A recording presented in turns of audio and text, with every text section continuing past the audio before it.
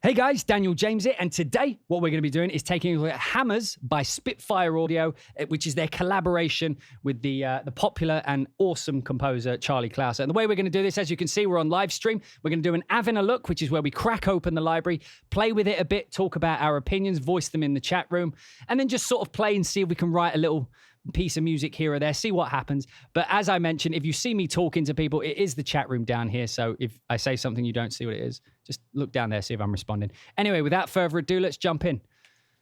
So first things first, Spitfire player. Need I say more? Okay, so Hammers is, as I mentioned in the intro there, it's a collaboration with Charlie Clouser, who is actually one of my favorite composers for the hybrid genre. He does like the Saw movies, the Resident Evil movies, does a whole bunch of TV. And he has a very, very clear aesthetic for percussion and sounds. Like if you've ever been on VI Control, he posts there regularly and it's some of the greatest posts you'll ever see. So I have a lot of time of day for Charlie Clouser. But anyway, so I've just opened up the Ensemble patch here, which is all of them put on one. That sub is intense. Wow. Okay, so if you hit that hard, it distorts. Don't hit it hard. Let's turn this down. That's better. So, unless I'm mistaken, every single key here has its own, yeah. I mean, they're similar, but... And then we have, so it goes from low on the left to high instruments on the right. Let's turn this up a bit.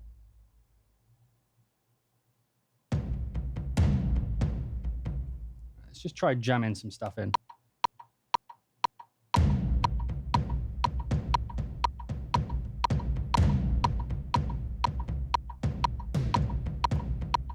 Nah.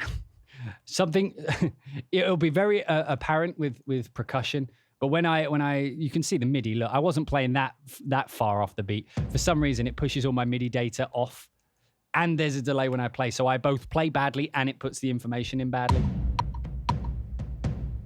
So what I'm going to do is just program in some rhythms using this. As I mentioned, this is the Ensemble patch, which I actually really like. I'm glad they did this. I wish they would do this with all of their instruments. But it's like basically they have all of these drums here, and they made a master patch so that people like me who prefer to work in multi-timbral instruments, usually I like to just have, one instance of the thing that I'm manipulating. That's a personal preference. You don't have to work that way. But having them all on the same patch means if I want the Hammers sound, because they have the Ensemble patch, all I have to do is type Hammers into the VST, load it up, and I'm good to go. So for one of the first times ever, like Spitfire player coming in clutch for that. Right, let's put like some 16ths down here.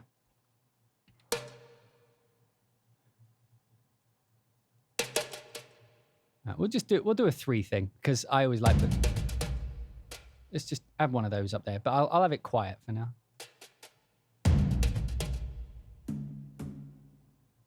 Da da da.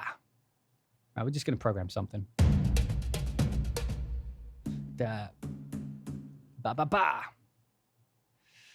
Right.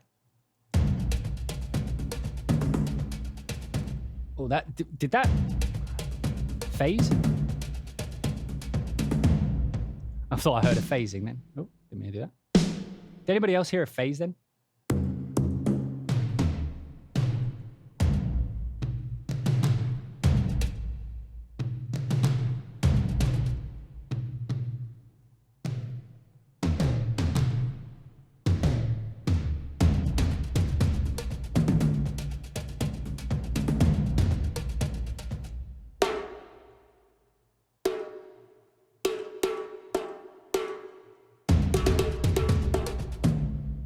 Too loud.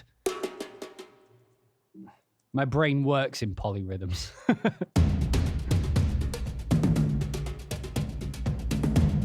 Right, I like that as a kind of like call and response between the drums there. We'll keep that.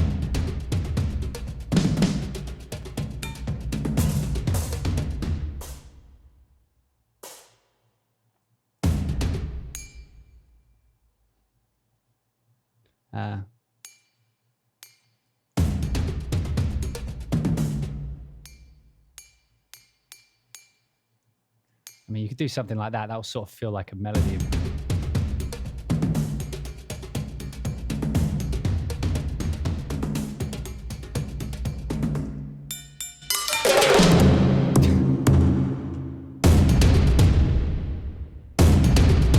Wait, why did that happen? Did anybody see that? The volume just went all the way up to 100. What? Well, 300%. What happened there? Did I click something that made that happen? Does anybody know?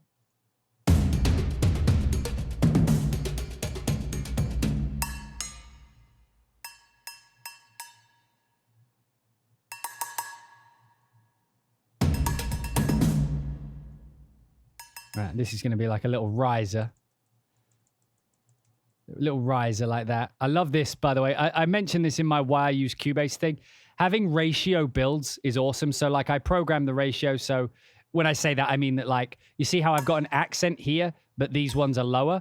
If I select all of these, you see the black notes down here. Look, if I ratio them, they keep that relationship. So the one that's like a few ticks higher, like the accent maintains an accent, but I can still do a build like this.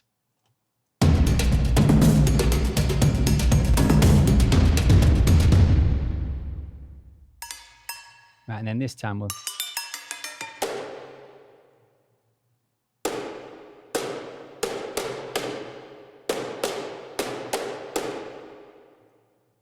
No idea if that'll work.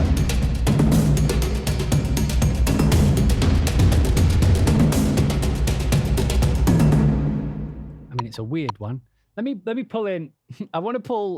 what I wanted to do was actually layer it against like loops. I wanted to see if I could do something like that. We've got some neuro loops. Because like you can pull up... Not that one. I want to pull like a neuro bass line because I like the grittiness of it. Like, sorry, a neuro funk one. You know, like these things.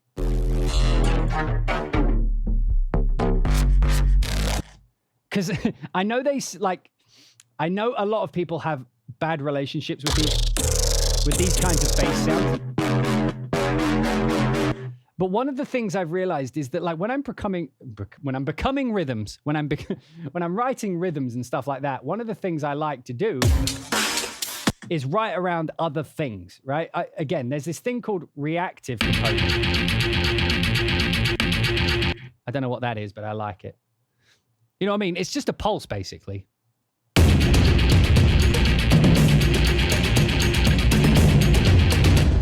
And you see what I mean? It instantly just makes what you're programming make sense. I knew that rhythm like sounded a bit tribal, but then you add a 16th bass line in it. Did that jump up to 300% again? It did. Why does it keep doing that?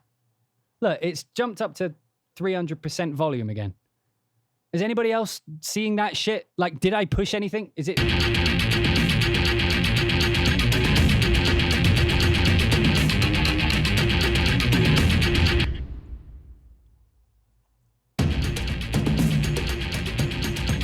Check the automation. All right. Main volume. There's nothing there. Okay, let me just set the main volume. Does that actually work? Yeah, okay. So if I set the main volume, it shouldn't.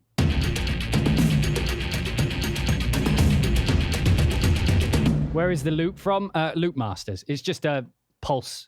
Like, that's the thing, like, a lot of people don't realize is there is a whole breadth of sound design and pulses and loops in the EDM world that composers can absolutely make use of. Like, I don't know why we're not.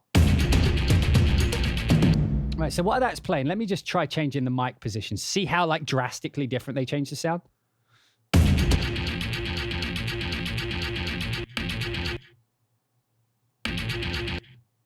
Is he gonna play? Oh, I like that.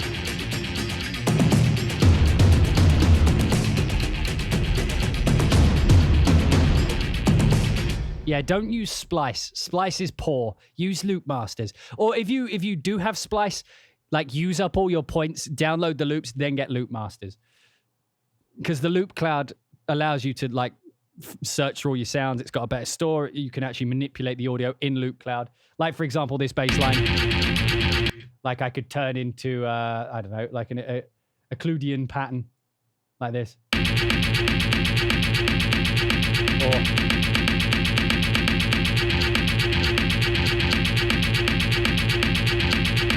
Like I could do something like that with it, you know, and then all I have to do is now that it's edited in there, I just drag it out and now I have that bass line as a new rhythm. Like it's much easier. And it, again, for things like this, when you're working with libraries where you want to program percussion like this, particularly when the percussion actually sounds really cool like this does.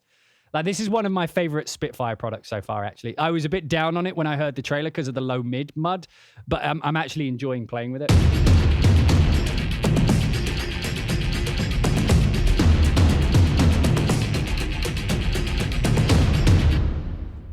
Right, so now we change the rhythm here. Let's just get rid of everything and then...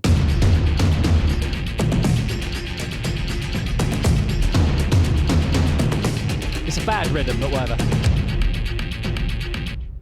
So now I want it to be like dum, dum, dum, dum.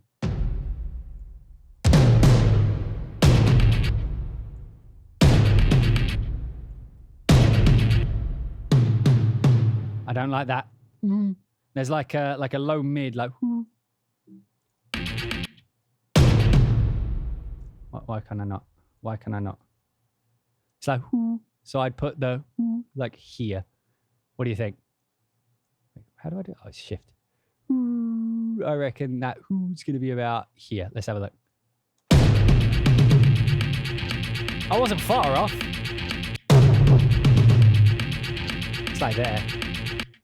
I mean, did I call that or did I call that? I mean, in fact, it is where I said.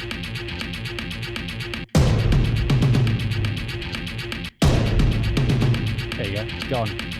Just a sound. Without it, it sounds like this.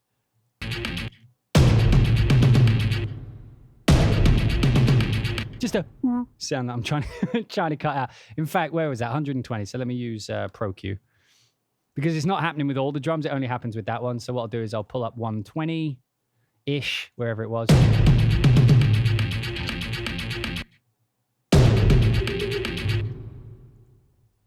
Good way to find it.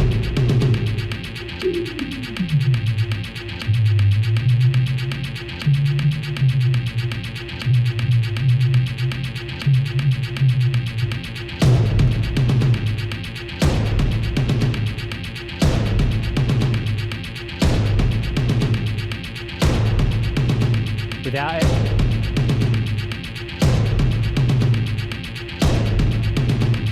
Still not quite there, but it's like around this area. Cool. I like that. All right. So we've got dun, gung, da, da, da. Right. What, first off, what's the...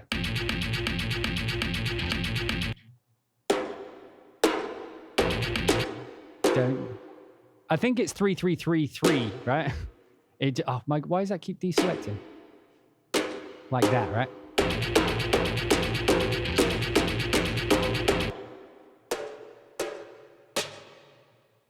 Right. So we'll do it like that, where it's like boom, taka taka boom, taka taka boom, taka taka boom, taka taka taka boom, taka taka. But these will be quieter, and then what?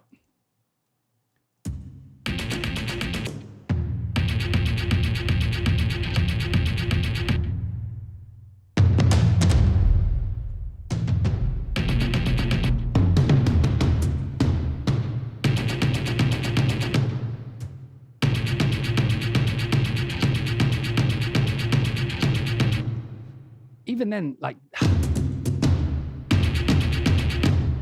I do like it. I'm trying to find like the perfect tom sound.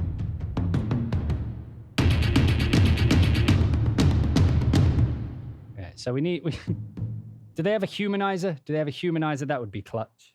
Clutch is a word I learned recently. Humanize, do we have a humanizer? Humanizer, anybody? No? Dust, okay. Is there reverb on it? Let's turn that reverb down a little bit. Okay.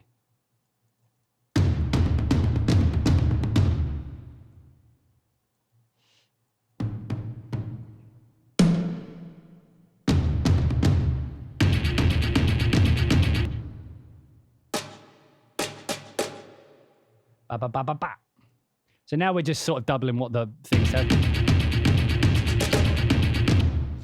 Christian likes soft tap percussions. I'd say that this sound is probably more Charlie than it is Christian, though. Like, if you've ever heard Charlie Klaus's music, like, he loves these kinds of things. So let's try having like a 4 over the top of that. Makes it a bit too tribal, doesn't it?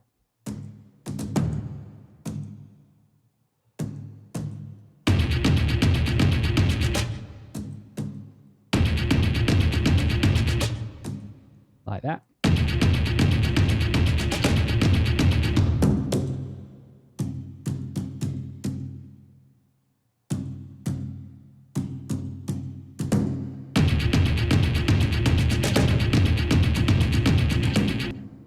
Right, so that kind of works. Ish. Right, neuro. Let me just type neurofunk. What else we got?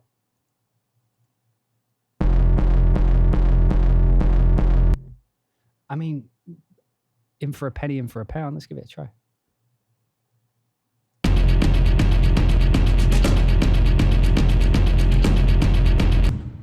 I mean, it's awesome, but gonna need some crikey. What could we put on that? I mean, we should probably pull the other one back a little bit.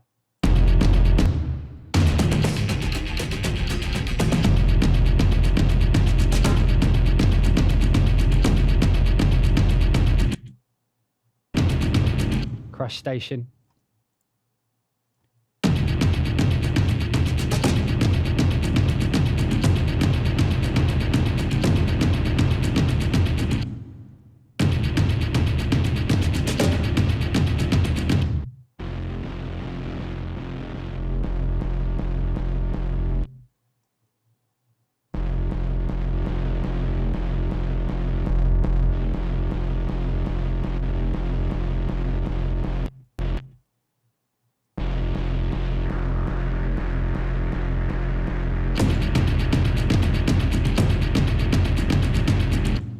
It's like trying to mix it with the distortion.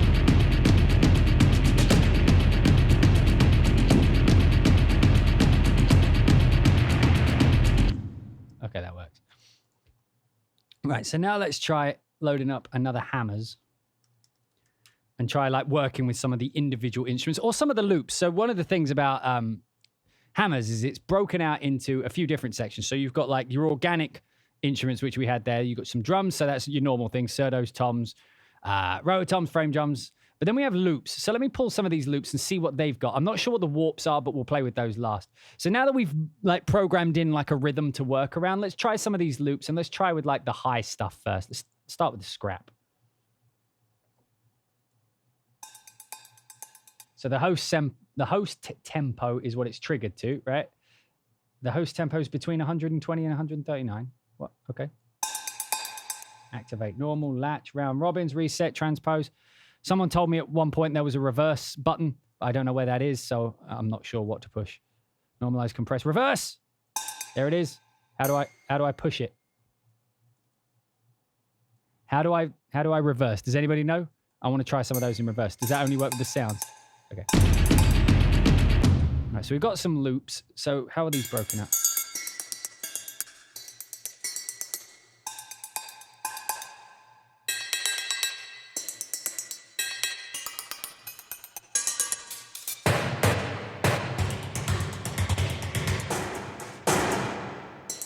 Okay, so they sound like different instruments on different ones, but because it just says loops, there's no real way to discern what's in each one. I mean, there's scrap in each one, obviously. But like the C here is a different instrument.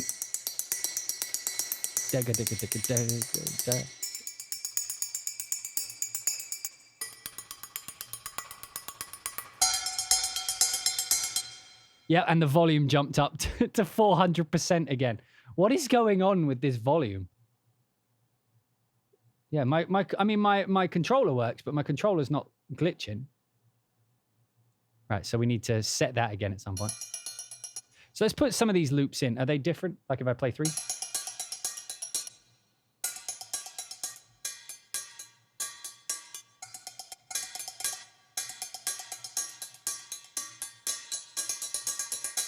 All right, let's pull some of these in.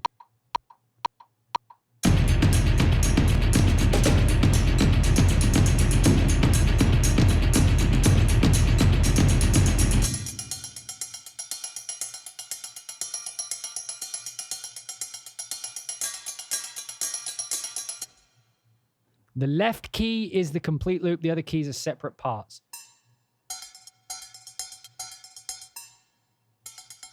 I see. So we have... Like, you see, like, here's the thing that I dislike about Spitfire. That is assumed that you read the manual, right?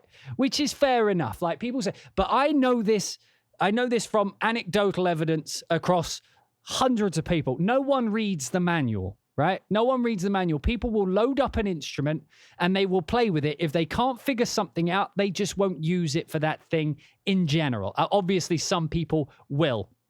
But look at this UI. We have space here, we have space here, and we have a massive space here. Why could they not, when I click this, just tell me what the fuck is going on in this menu here? Just put, like, far left key is full loop. You know what I mean? Just put a descriptor. Like, for some reason, Spitfire Audio are always like, it's okay. They will go read the manual, and it's like we don't have to make things user friendly because we explain it all in the manual. It's like, but just make it user friendly. Just like there's no reason to not tell me what's in this. There's no reason to make me have to figure out what's on what key. Like you have space to tell me, and so the likelihood is I'm not going to waste time when I'm composing exploring the loops to find one that works.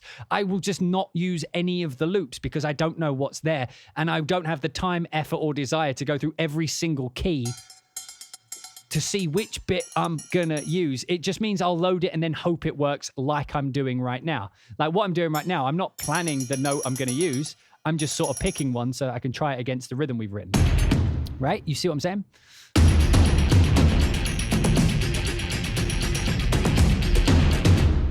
Right, so let's go back to this. So I like that. But herein lies the rub. Like, I can only use one of these loops at a time, which means if I want to use another loop, I have two options. I can either load another instance of the entire player, which will probably come with its volume problems where it boosts itself back up to 900,000%. Like, this has been my experience with a lot of Spitfire things, and it bugs me to a degree. It's like, I love the sound. I love the approach. I love who they're working with. I love what they're trying. It's just, it feels like they cut corners that don't need to be cut, and for someone of their position shouldn't be cut. It's like, why are you not utilizing the space here? You see, this sounds awesome. I like that one more. Wait, oh no, I'll bring this. I'm so off beat. Okay, if I cut that, it'll be on beat. Right, we're back on beat.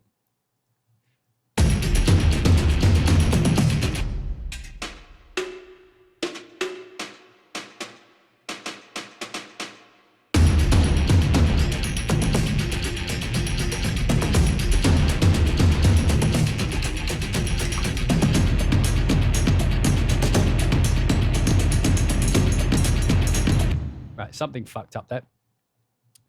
Sounded like this was off the beat. By the way, a lot of people say that, you know, like as I've become a professional composer, I'm quick.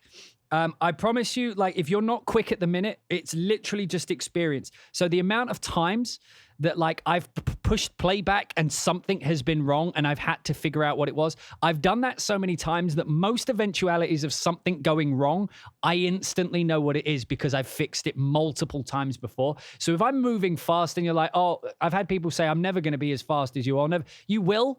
It's just that, you know, you have to go through the pain and experience of figuring out for yourself why things are doing certain things. But once you know it forever. So like, for example, I knew instantly that those were just loops that were slightly offbeat. Right, that actually works quite nicely as a flow.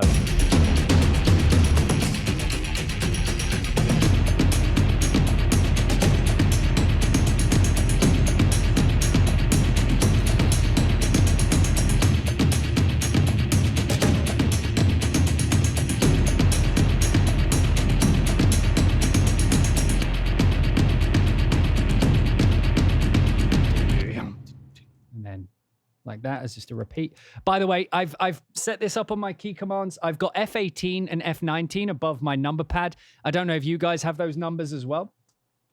But F18 now is awesome. When I push F18, it only shows me the tracks that are between the playhead. So if I was to do here and here, for example, I would only see these ones. And then I push that key, F19, and it brings everything back. So like when I'm working on a project that's like 100 tracks or something, what usually happens is I'll have like one string clip up here, and then I'll have like a wind thing down here, right? I'm working on both, and they're related. But in order to like see where they time up, I end up doing that. Whereas now I can just like set a thing around them both, do that, and now it's nice and tidy.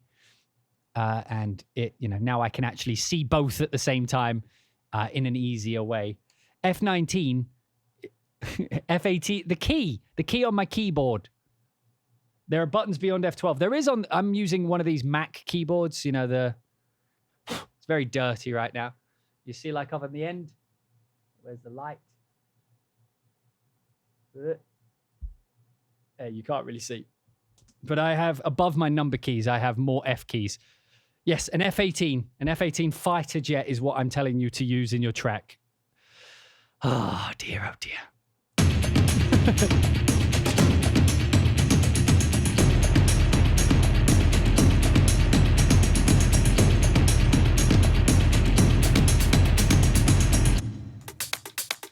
Oh, let me play that. Right, so now we need, I'm going to pull up another bass line to write around, see if I can find like a decent one. Right, let's just reset that.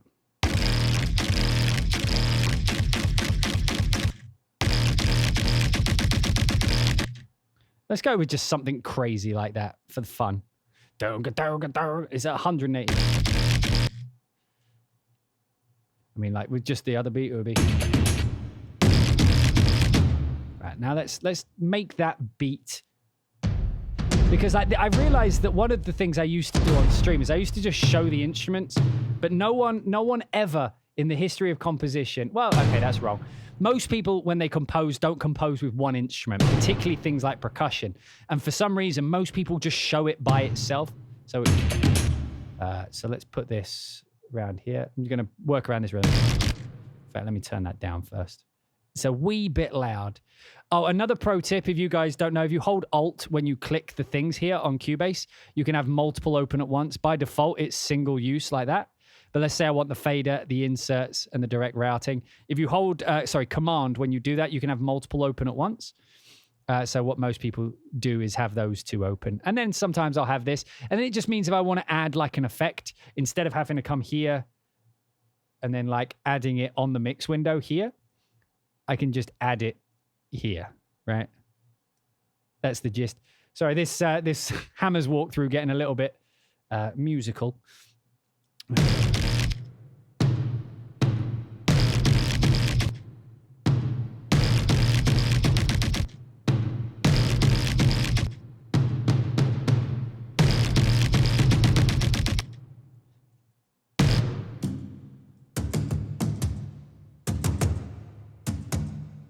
I'll do a 3 over the top.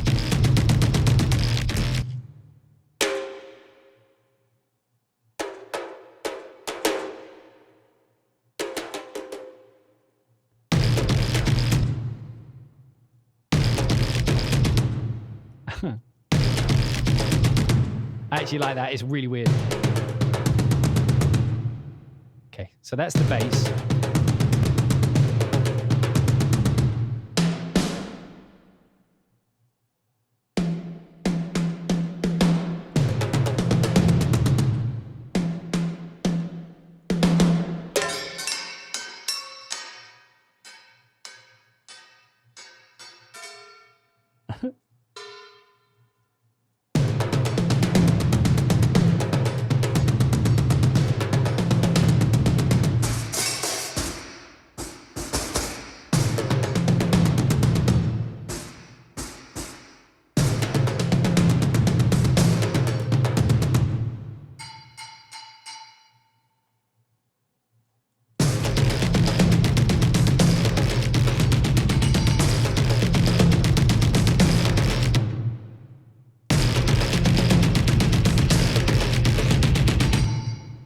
so let's pull up another Hammers loop. One thing I can do, by the way, is I could... Okay, first let me just save this. I'm just going to save it quick because I like where we're going. And usually you get a sixth sense. Like, hands up, who has a sixth sense of when their DAW is going to crash? Like, it's usually when you're going into techniques and ways of doing things that, like, your body feels like it's crashed about 50 times whenever I've done this. Not always, and very... and there's no way to prove which way works, which way is actually causing it. But alas. But anyway, so now I've just rendered that down as audio. Much easier to work with it that way, and it also frees up this instance to do a different rhythm. All right, so now let's put that here.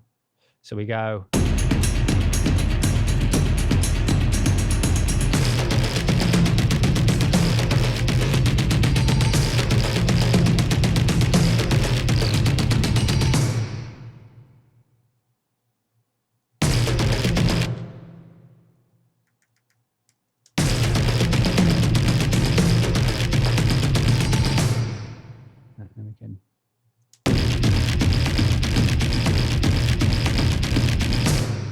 Kind of like that, but I want to try a different loop up against it. So let me try changing this loop because I wasn't a fan of that one. Whatever I did there didn't work.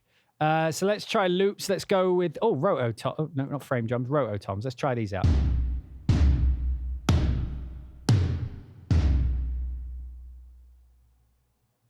Cool loop. Cool loop, bro. Ah, okay. I see what you're doing. I take it back. I was rushed to judge. I rushed to judge. Here we go. Let's try it.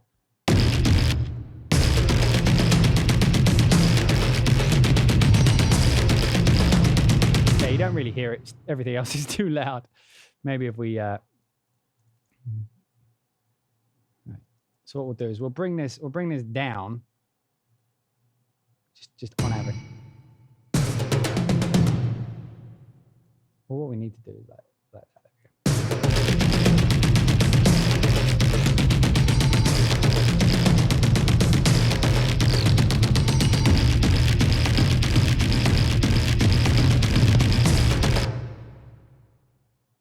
Right.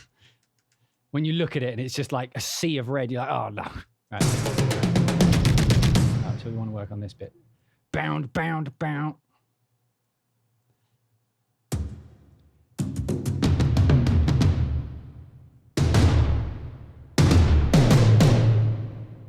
bound.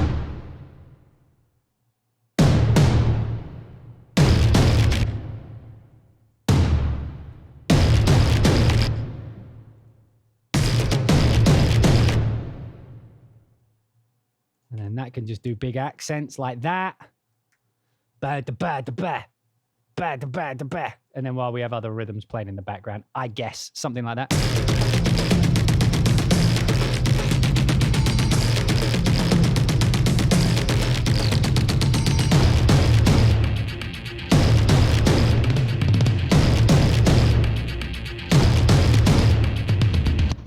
I need a better loop than that. Come on.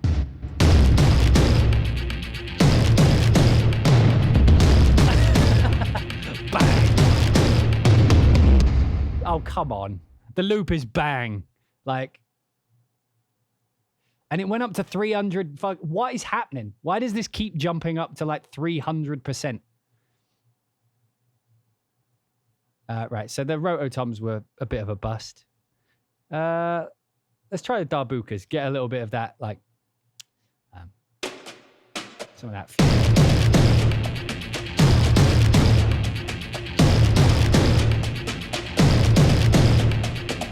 That's like 18th. Here we go.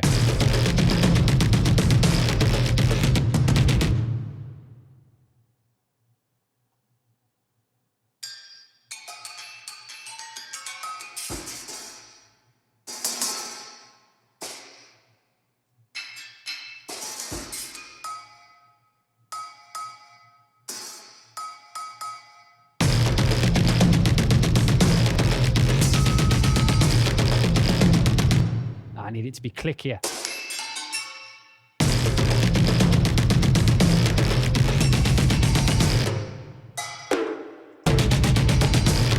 Oh, I like that. There we go. Found it.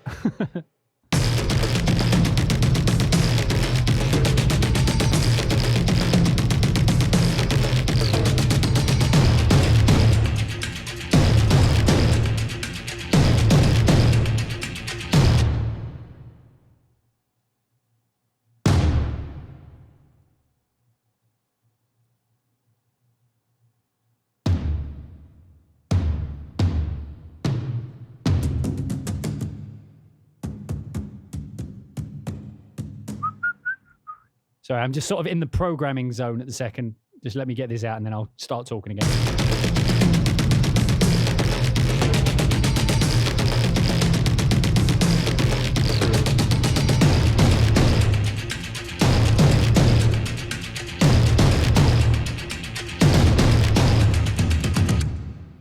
Yeah.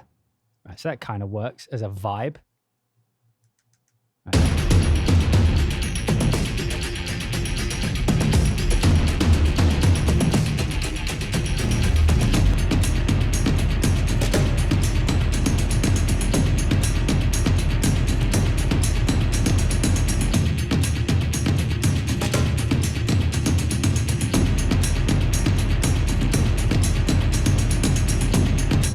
What I need to do is the just one transpose. That's all it takes.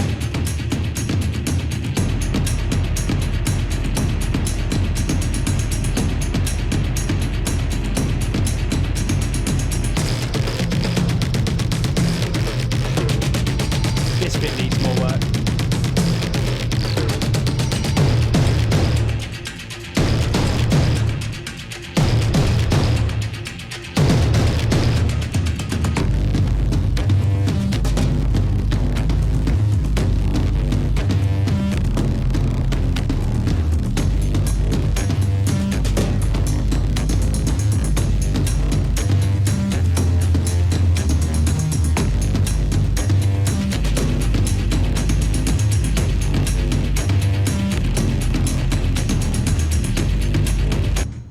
Okay, cool. So now let's add some actual, let's try these warped ones. I don't know what the warped ones do.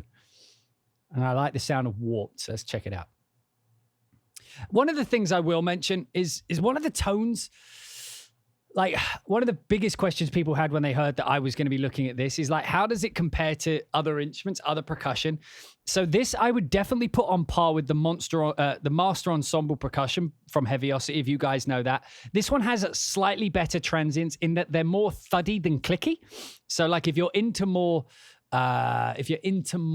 like film score, like for media type stuff and not so much big bombastic over the top epic like trailers and, you know, like modern hybrid, this is more suited to that. Like it's generally, that's how Spitfire tends to be. If you want to do more like in the actual scene music, then Spitfire stuff's great. If you want to do the big bombastic over the top stuff, usually they're not quite as good, but like in this circumstance, it's not as bad. Oh, okay, so the warped is like sound design.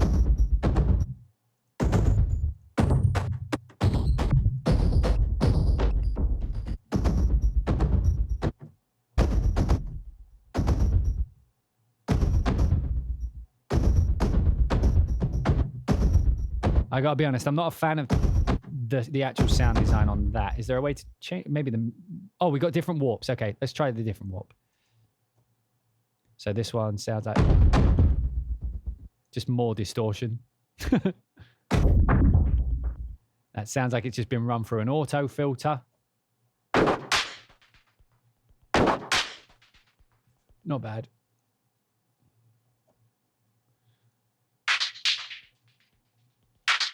That's it's that type of filtering is my least favorite filtering. It's the one that sounds like this. Like if you listen to the way the filter actually, the tone the filter gives out, it's like wishy-washy. Listen.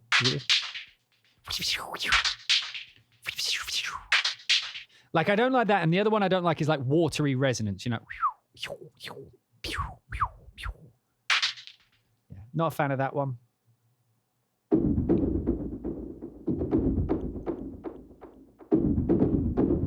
It's just like putting a low pass filter. That's putting a band pass filter on it, but like holding it low for some reason. Not low, like in the middle, low mids.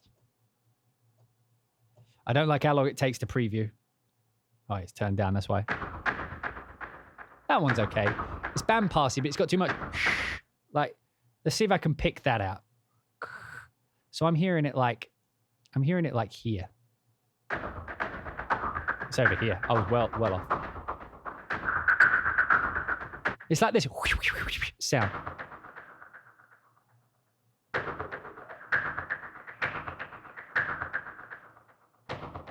You see, like, if I get rid of it, it's not as bad. But if I take this off,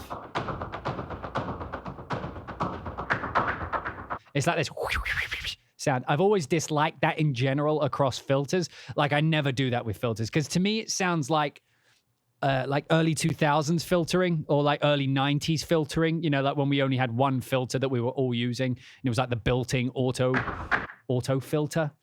Not a fan of the sound design in these so far. To be honest, I expect more from Charlie Clouser as well, which is weird. Like, they sound like that one sounds like it's saturating, but by mistake.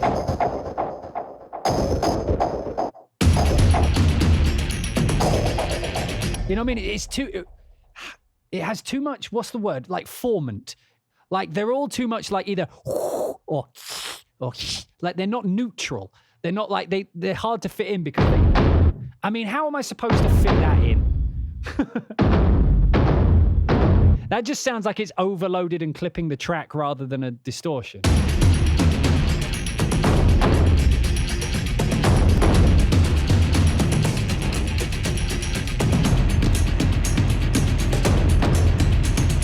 It makes it sound like that track is overloading. So this is the 10th one. Come on, there's got to be some decent.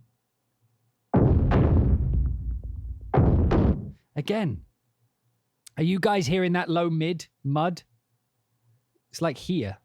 Oh, not that one. I'm hearing it like here. It's in the like hundreds. Called it. Without it.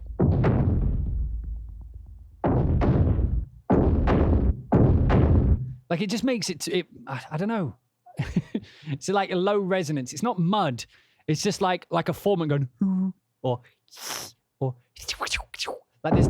We had the same thing with the other Spitfire thing. Do you remember the contemporary drama toolkit where they had all this weird modular? It's like, sure, that's what modular makes, but that's not the shit that ends up in soundtracks, usually, from what I hear. Obviously, Charlie's worked on more than me.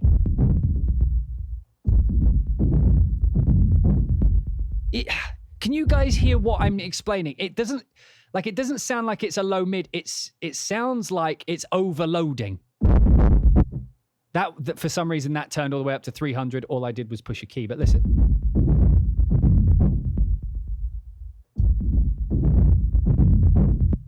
It just sounds like it's overloading. All right, and 12. I mean, this may just be the surdos.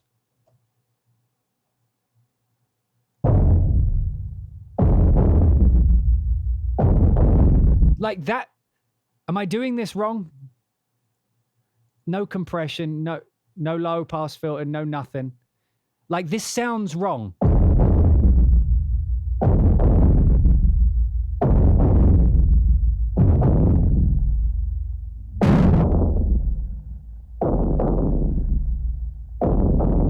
Like, it sounds like they added distortion but didn't mix it. Like, just throw a distortion, almost as if they ran it through like an automation process with distortions on it. And yeah, the loops are distorted. So long as we have another set of samples, it doesn't matter if they're shit. So long as we fill it up, make it 400 terabytes.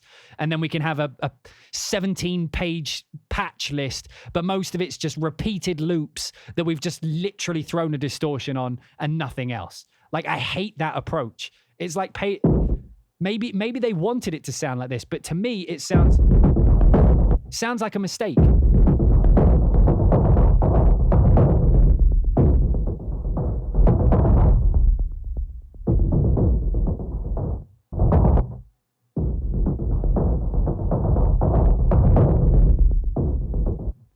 got effects on or something?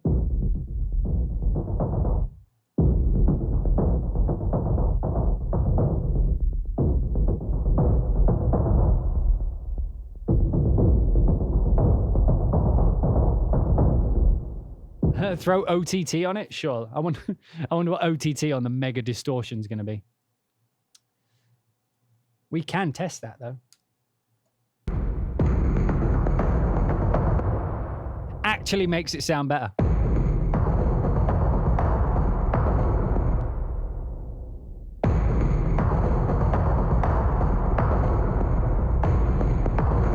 That actually makes it sound great.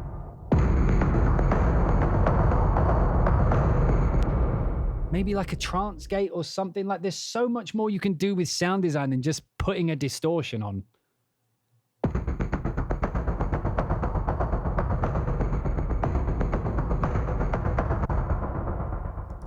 Let's try making it better.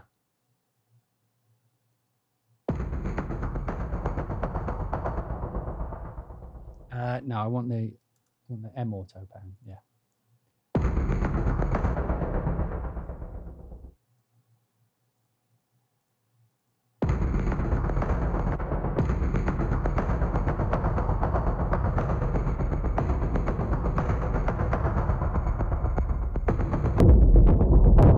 There we go. This is their version.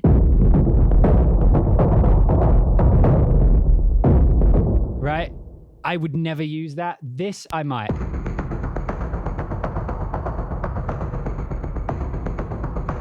Which to me says the content's there, but like they just, for whatever reason, didn't take any effort to make the warped ones usable.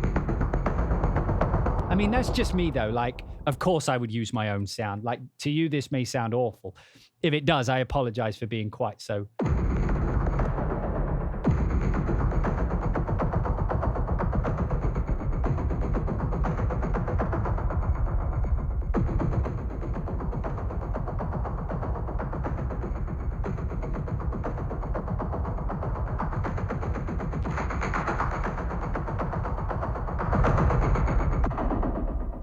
Okay, so let's try that now.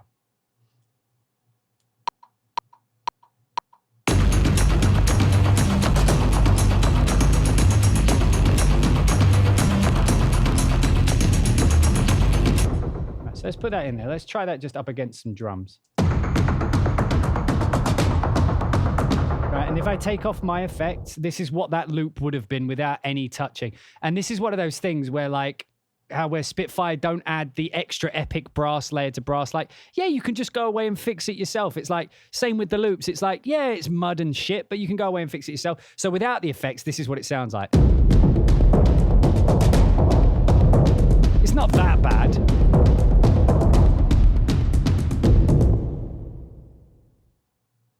Oh, hang on. I think we just had like a little drop frame moment there. So I'll just repeat what I was saying. So as you could see, like, with it on, it's not terrible, but it's just mud. It's not definable. It's not really doing anything.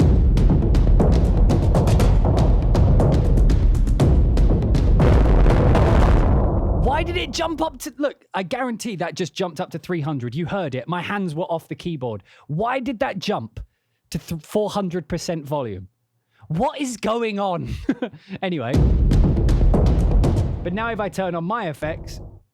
Like, which is literally just four plugins, not even doing anything special. We have some compression, keeping it all tight together, and sort of doing a bit of EQ work, if we're honest. We have an auto gate, which is actually giving it a bit more rhythm. Trance gate. Then we have an auto pan, which is moving it inside of the trance gate, left to right. And then we have the disperser, which is just cleaning up the transients. So again, I'll go off, and this is with them off.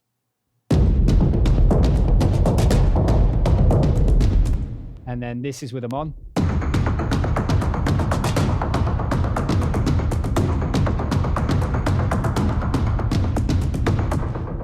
You know what I mean? That's what annoys me. The content is there. It's just that it doesn't feel like they paid attention. It doesn't feel like they gave it any love or care. It felt like, well, we've only got percussion and we need to sell more copies, so we need to pad it out with some bullshit. And I hate that. So many of their libraries have that now, and it's starting to get annoying because I love this library. It doesn't need these warps. All these warps are saying is we needed to pad out the time. We needed to pad out the content in order to make it look bigger and take up a more hard drive space.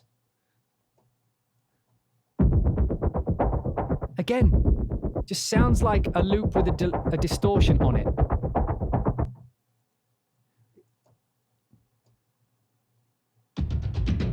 This one's fine. But even then it's going at the top. Has too much formant. It has too much voice in it. Like, I know that sounds like a weird thing to be annoyed about, but I hate it when things have formant in them. Like, again, like a synthesizer, like a Moog synthesizer that sounds like liquid. You know, like when you put the resonance too high and it's like, I hate those kinds of sounds, or the modular, like the it's like, sure, they're very unique sounds, but they're not usable sounds. And when you add formants, it adds to me a really cheesy sound, like those early 90s plugins, like the Buddha. Do you remember the Buddha that would like change the formant of things?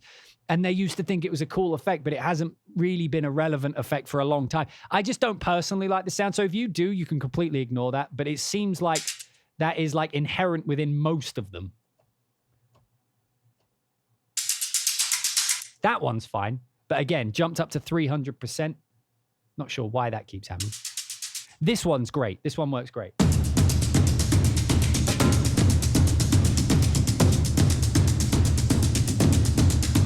Love that one. More of that. More of that. Less of just the distortion for the sake of it. In fact, I'm going to render that as a loop. Right, so let's keep that. Oh. Based audio nerds. It sounds right about us. The delay llama, that's the one. I think that was the one. I do love some audio nerds. You guys are my people.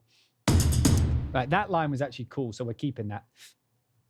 Like more of that, less of just throwing distortion on it. What is warp?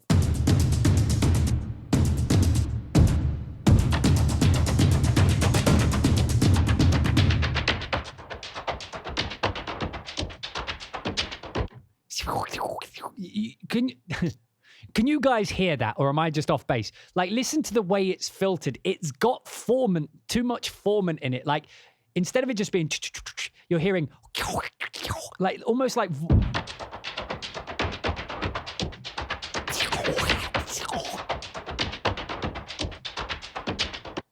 It sounds like. It sounds like an old like 90s TV show. I have weird associations with that type of filtering.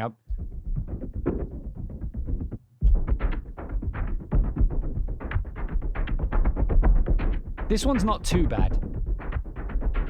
But like, you have to remember, these are in the mic positions. Look how long that takes to load. I mean, it's not that long. But if I heard this when I was previewing, I wouldn't have made it normally unless I was streaming to this.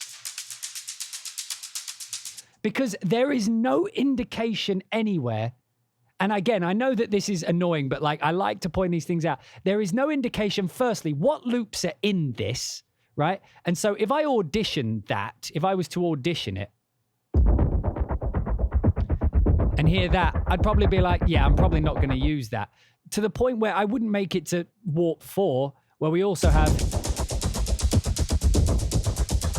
this whole high clicky thing on top. Yeah, not a fan of that.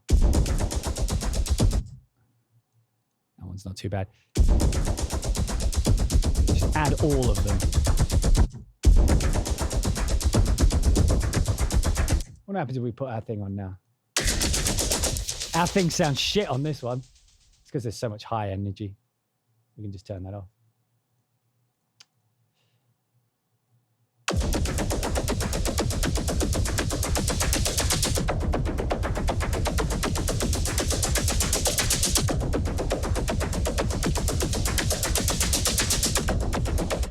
That could actually be a cool effect. I hate the way that...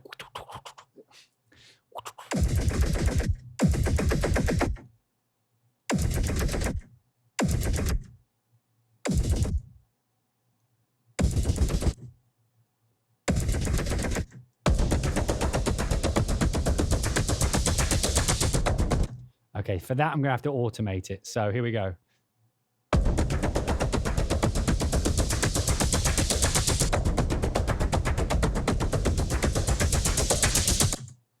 So now if I play that back, you see, look, I made like a little riser.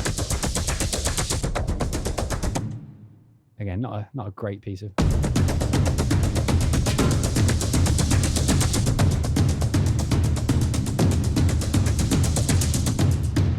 And we'll render that down as well. Right, so we're rendering out a couple of little loops here, just, you know, getting a vibe, getting a feel for the... Probably pull this one back earlier, actually. Sorry, I'm stuttering a lot. I haven't spoken much this week. Okay, let me guess, 300%? Something went to 300%. That was way too loud. Or did it? No, it didn't. Weird.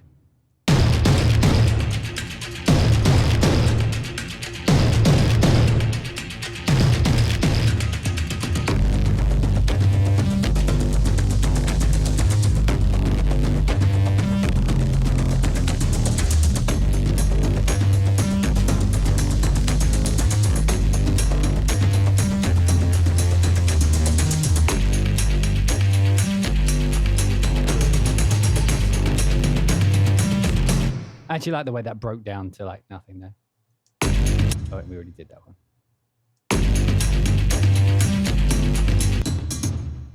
I wonder if we put like a beat in there. Won't be great, but...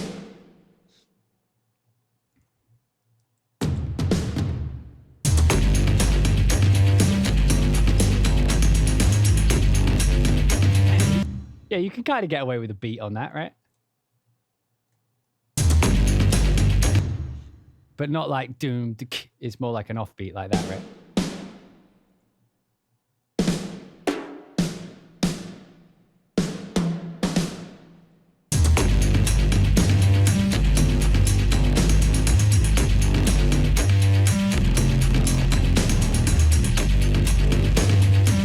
So let's like, this is the thing that, like, having to load a new instance, I want to load a snare up against it. And people are like, well, it's just a new instance. But it's like, yeah, you got to wait for the instance to instalize, load up its thing. That, you know what I mean? It's easier to just have an instance open and then load patches into it because you've done that initial opening already. I know that that doesn't sit well with everybody, but whatever. It's just one of those things. One of those things. I guess I'm complaining today.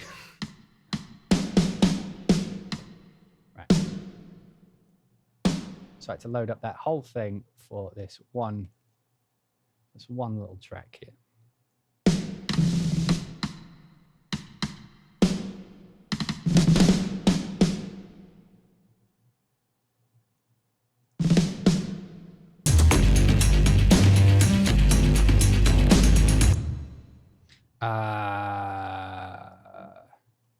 What do I need? What do I need?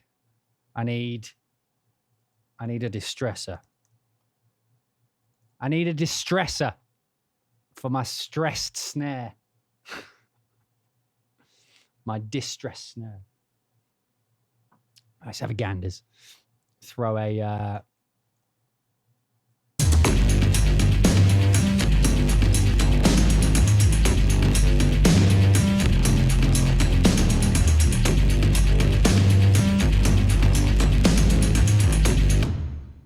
Oh, wrong one.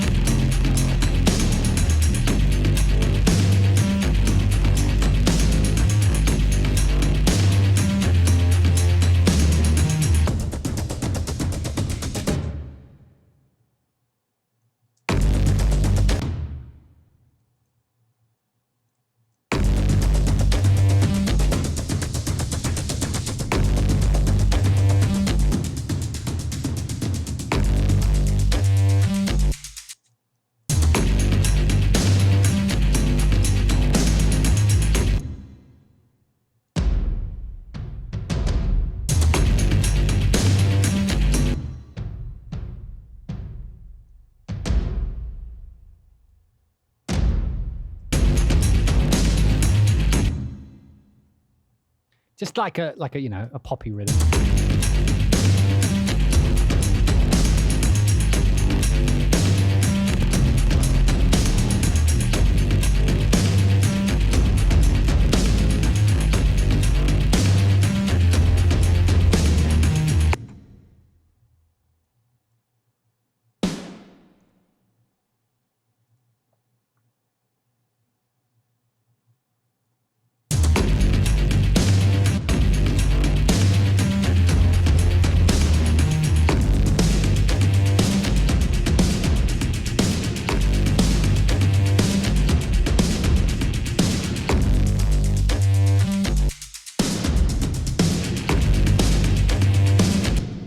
Got a cool drum vibe to it. What we got so far, we've done a few experiments. Let's see what happens.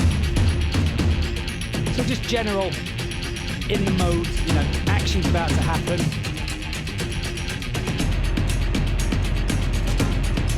This is more like just action sort of happening.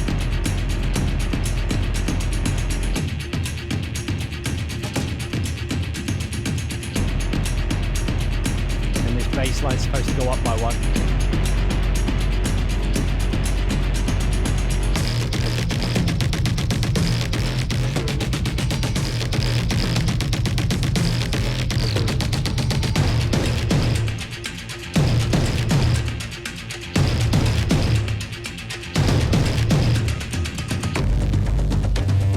Ignore the changes.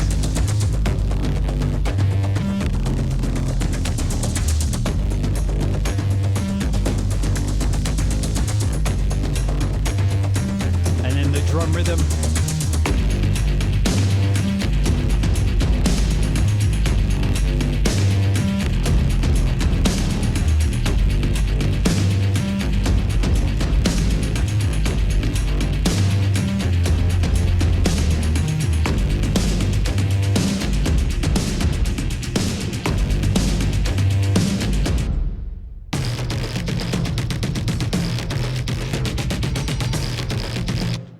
Mix and match, or would that be a bit too offensive?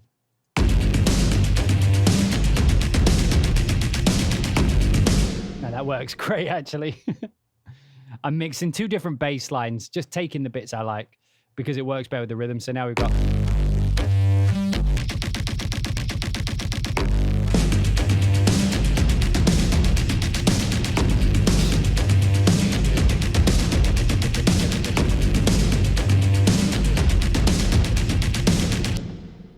I mean, that works as a rhythm, right? I mean, as a vibe.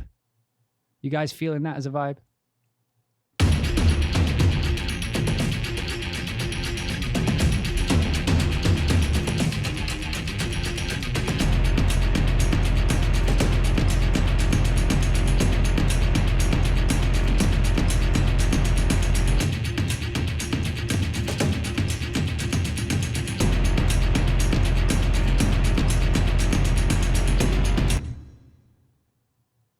I mean, like, yeah.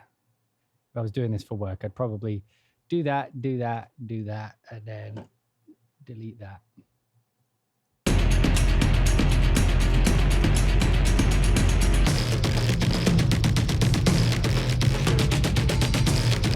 Like, this bit's the messiest by far.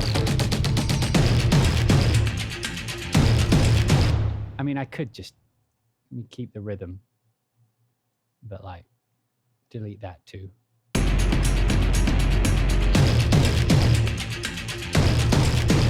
That's more of a flow.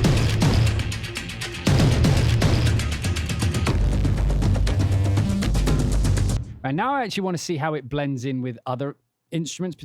You know, I'll try the Hans Zimmer percussion because a lot of people had some requesting some comparisons. So let's pull in some Hans Zimmer perk to go alongside it. Does sort of remind me of some Black Ops 2 tracks. Well, I did work on, I worked on Black Ops 3, 4, and Cold War with Jack Wall. So, like, it's very possible that that's just inherent within me, that I have that aesthetic because, you know, I needed to have it to work on it. So maybe that's why it sounds a bit Black Ops-ish. Right, let's go with the low hit. There's a low hit. The low booms. This is the big drum. We'll load the taiko hits as well, just for now. Just to try and layer them in, see if we can get them to fit together, which they should, but, you know, you don't know until you try.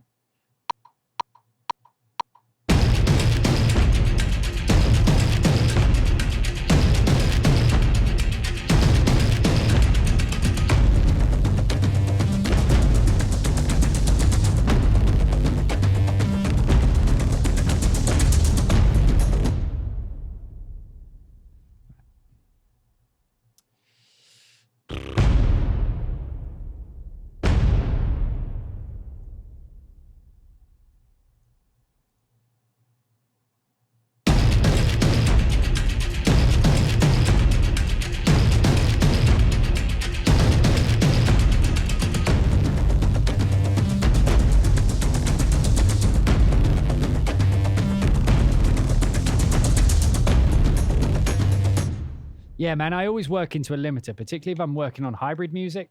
The risk to your speakers when you're fucking with synths, so high. I mean, there's no real risk. I mean, there's a risk, but you know what I mean. I always work into a limiter. It's why my sound is very aggressive. I like to work into it. It's just the way I've always worked. Most people, you know, not most people, some people don't like that way, but I do.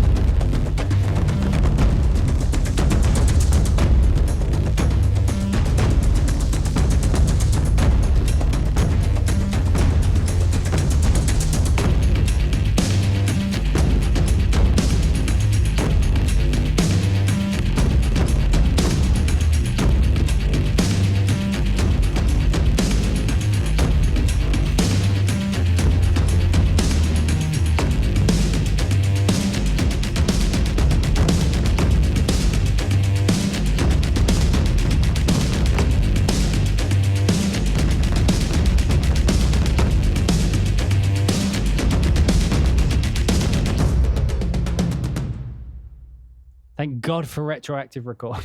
All right, let's see how we did. We'll put it just with the drums.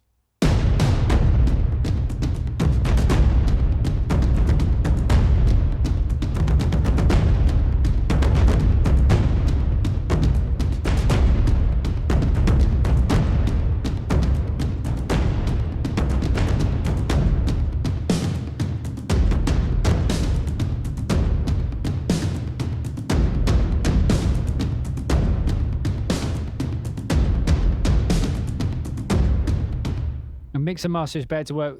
I mean, how do you manage when you remove the... I just don't remove the limiter.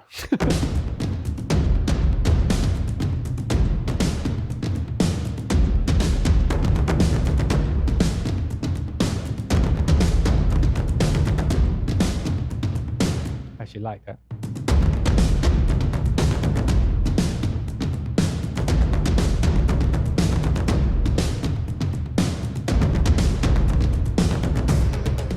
That works, but I actually liked it as a line, so I'm going to bring it down to the hammers, and we're going to play. We're going to load up another hammers, and we're going to play it on a different drum. Hold up, DJ. How do you have the old Cubase color scheme with lots and lots of back and forward trying to make it look right? I think my color. Where's the color scheme? Is it in here? Colors. Is it this? No. Where's the color? Where is it? It's there somewhere. I'm just not seeing it. Scores, transport, use it, color schemes. Custom colors. There you go. If you wanna copy.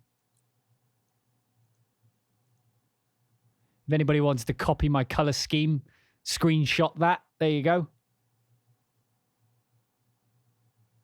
Everybody got it? You got it? But it's based on a color scheme that's got like this slightly bluish greeny gray as the base color, and then you come to custom colors, and then I just turned mine bright. I prefer having a light background. It's much easier on my eyes for long sessions.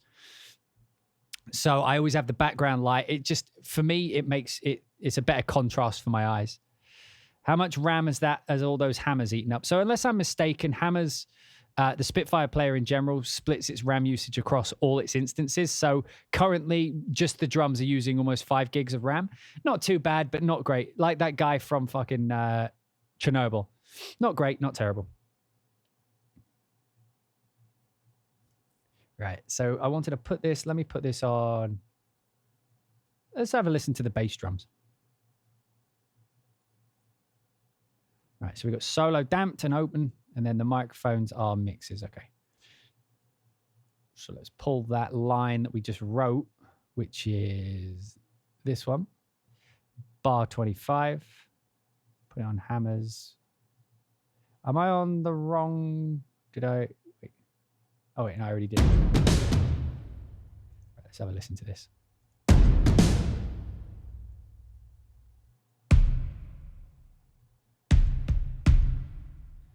Now, this actually sounds great because it's dampened. We can use it almost like a kick drum to support the other instruments. So you see here how we've got the taikos playing. If I take this away.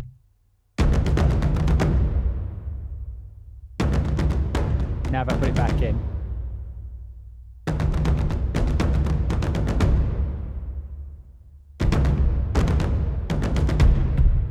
Yeah, adds a little punch, but it's not quite hard enough. I mean, if I put the distressor on it, maybe it'll be a bit harder. I mean, that's too hard.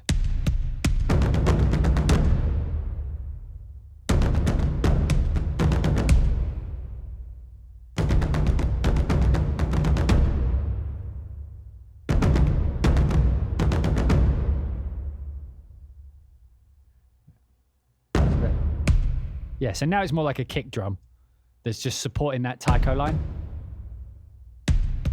Did I pick the wrong line? I think I did. I wanted this one. I think I just completely like went over another part, but whatever. Here we go. Right, let me turn this up. Now with no kick. It's a bit weaker, right? But with it back on. Here we go.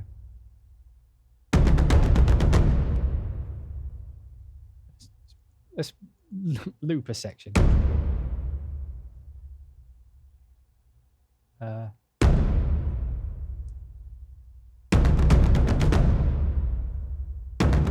Without, with. Let's try it with the open one. Really subby. 4 players. I mean, maybe mix 2 is a bit better. Mix 2 is completely different.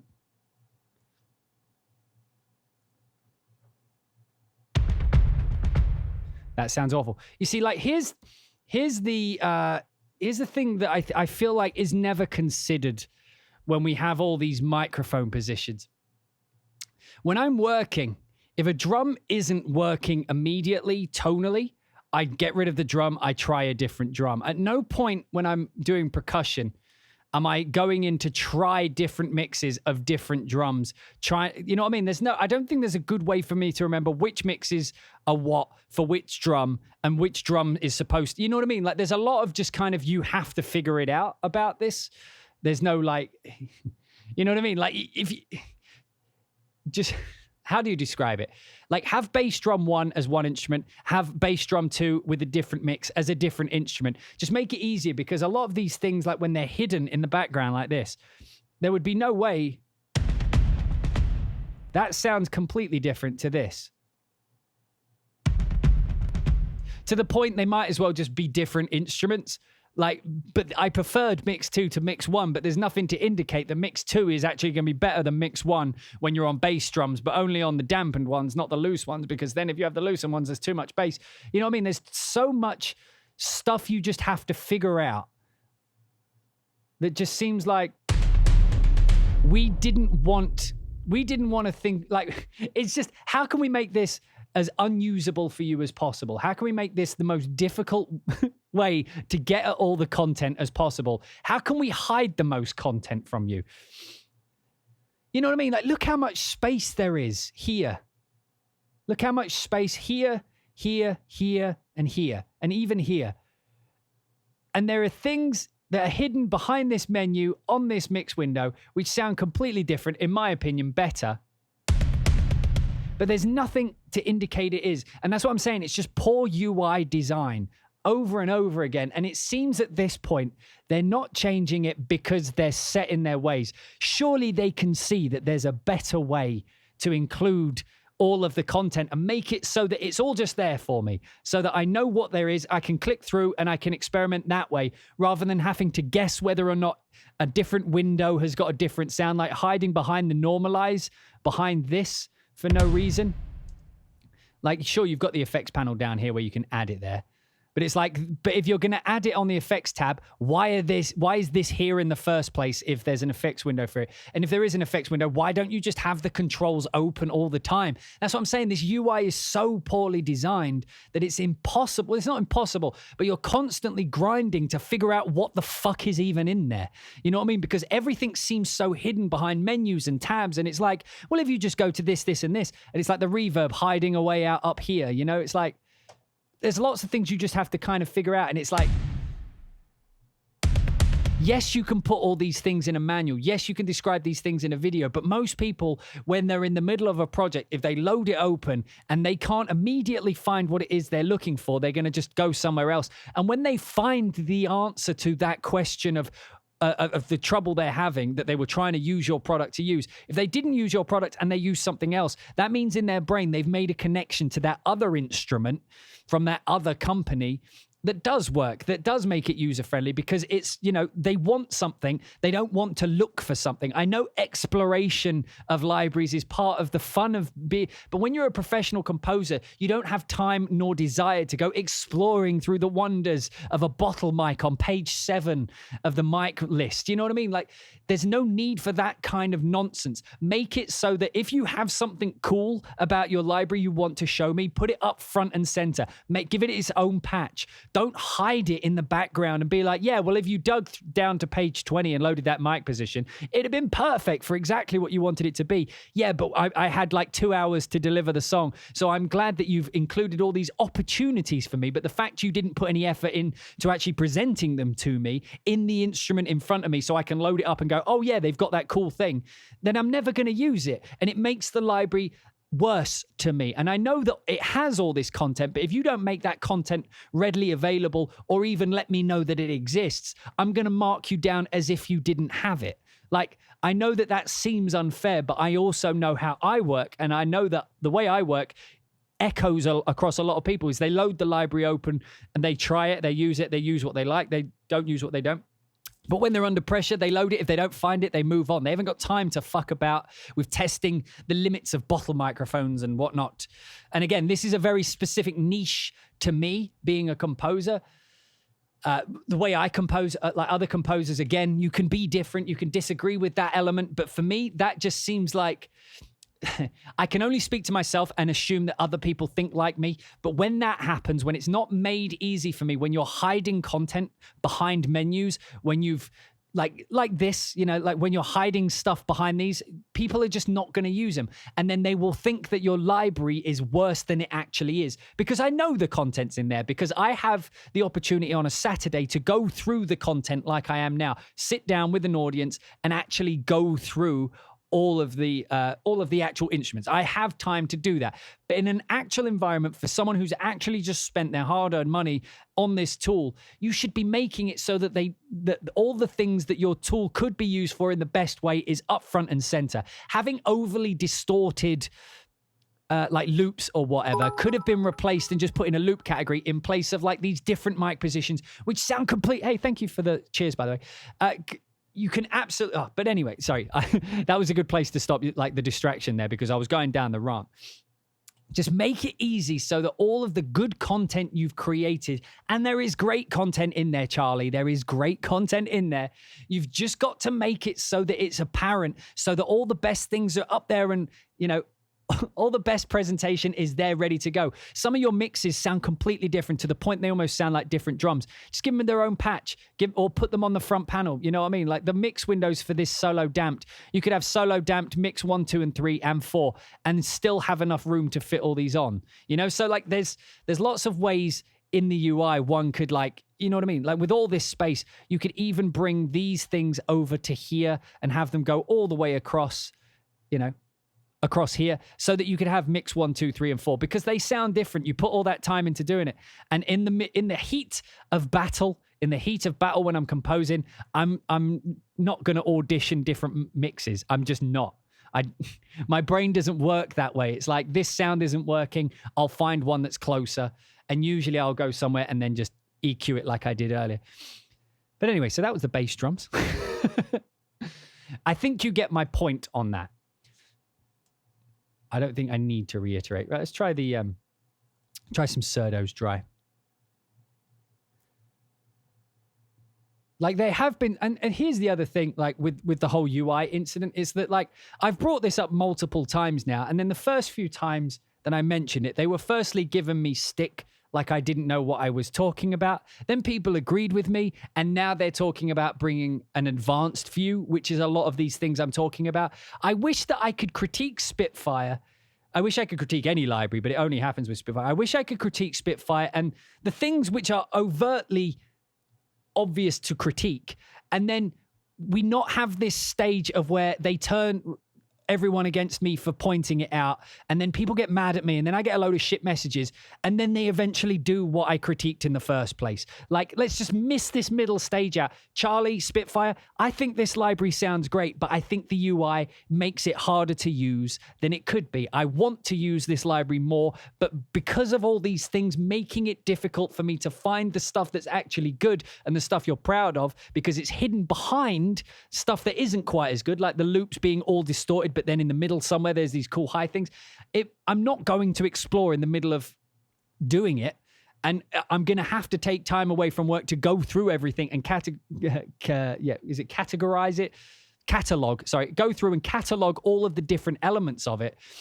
Like, I'm just not going to do that. That's not the way I work. I have so many different options of people that are putting their best foot forward, that are like, we've made this cool feature, so we're going to make sure that it's really easy for you to use this new feature. We're going to make it really easy for you to use the coolest parts of this library, and let you know that even if you didn't know this cool thing exists, we're going to make it as easy as possible. We're going to put lights above it. We're going to make it glow. We're going to make it a different color, so that you know just by looking at it that it's different from everything else, that it's special, that there's something here you should check out.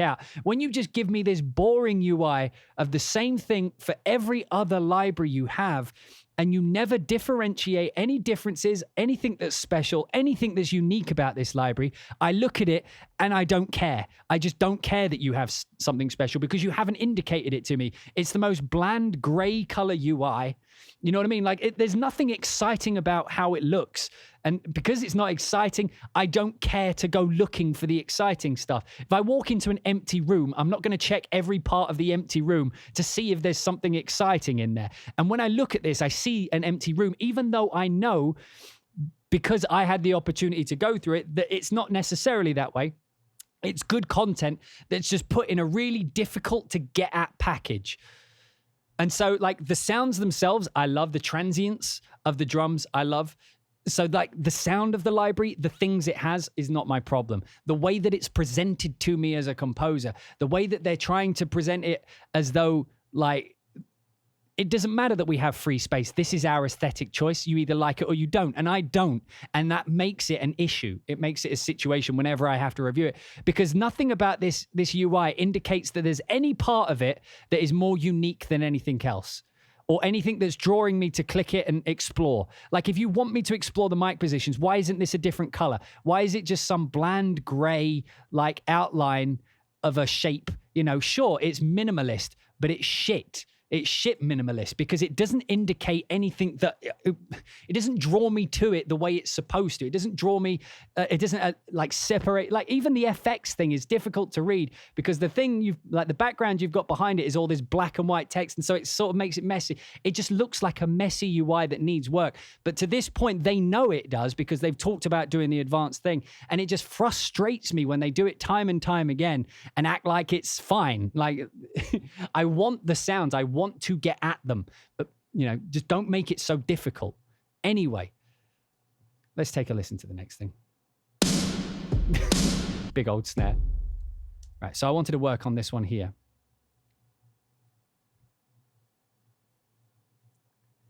Yeah, so like someone drew the comparison to the Play library, something I was also very critical of when it first came out. But Play over time added things. They got rid of wasted space. They added the extra features. They made it multi-timbral. You know what I mean? All of the things that make Contact or Giga Studio or like Falcon, the things that make these good samplers is they have all of these features that when something isn't right, there's a way you can fix it if the developer doesn't want to. Whereas if there's all this, like if this was in Contact and I loaded up one of these loops that's super distorted, I would go to the Contact menu, load an EQ and cut it out of the patch, right? I would go cut it out of the patch. Whereas this, I have to go external and do it on the thing. So if I'm using, let's say that I'm using like the Ensemble or whatever, it's difficult for me to cut it out of that individual sample because I don't have access to it. But there's all these things that we've talked about through the various Spitfire videos. And I just wish that they would stop degrading these quality libraries. BBC, Abbey Road, both decent libraries that are held back by the package in which they're put because there's some sort of sense of need to do it their own way, which I respect. But like, it doesn't feel like they're listening to the critique, or they don't want to listen to critique from me because I'm an arsehole, which is fair enough. But it's like, even if an arsehole says something that's correct, like, you shouldn't fuck with people I'm sure they're not spiting me. That's not the reason they're not doing it. But it's like, it would be so simple to just look at it and go, you know what, guys? Yeah, we have got a lot of wasted space and we could use it to make it so that it's easier to find some of our cooler sounding patches. So it's easier to find some of our more unique features or some of the things that not everybody has. We could draw your attention to it with maybe just a bit of color, maybe a little bit of highlighting, maybe just something that indicates there's more than what I'm looking at. Because when I look at it, genuinely, all you're presenting to me is what I see. Like, what I see is all I'm going to assume there is, right? And so I assume that there's volume controls, there's a big knob for reverb, and then there's these controls. I'm just going to assume that that's it. And you have to remember, particularly new people who don't even know what mic positions are yet, who don't even know what different types of effects mean. Granted, this is a tool for professionals, but they also do market to new composers and new hobbyists. And so you've got to think of those people too. Like, you have all of these cool things. Give them the opportunity to use them. For fuck's sake. Fuck's sake. I swear this reverse hasn't worked on anything. Right? We're on drums now, the surdos. Wasn't working on the loops either. What does the reverse work on? Oh yeah, you can't purge samples, so you're stuck with your RAM.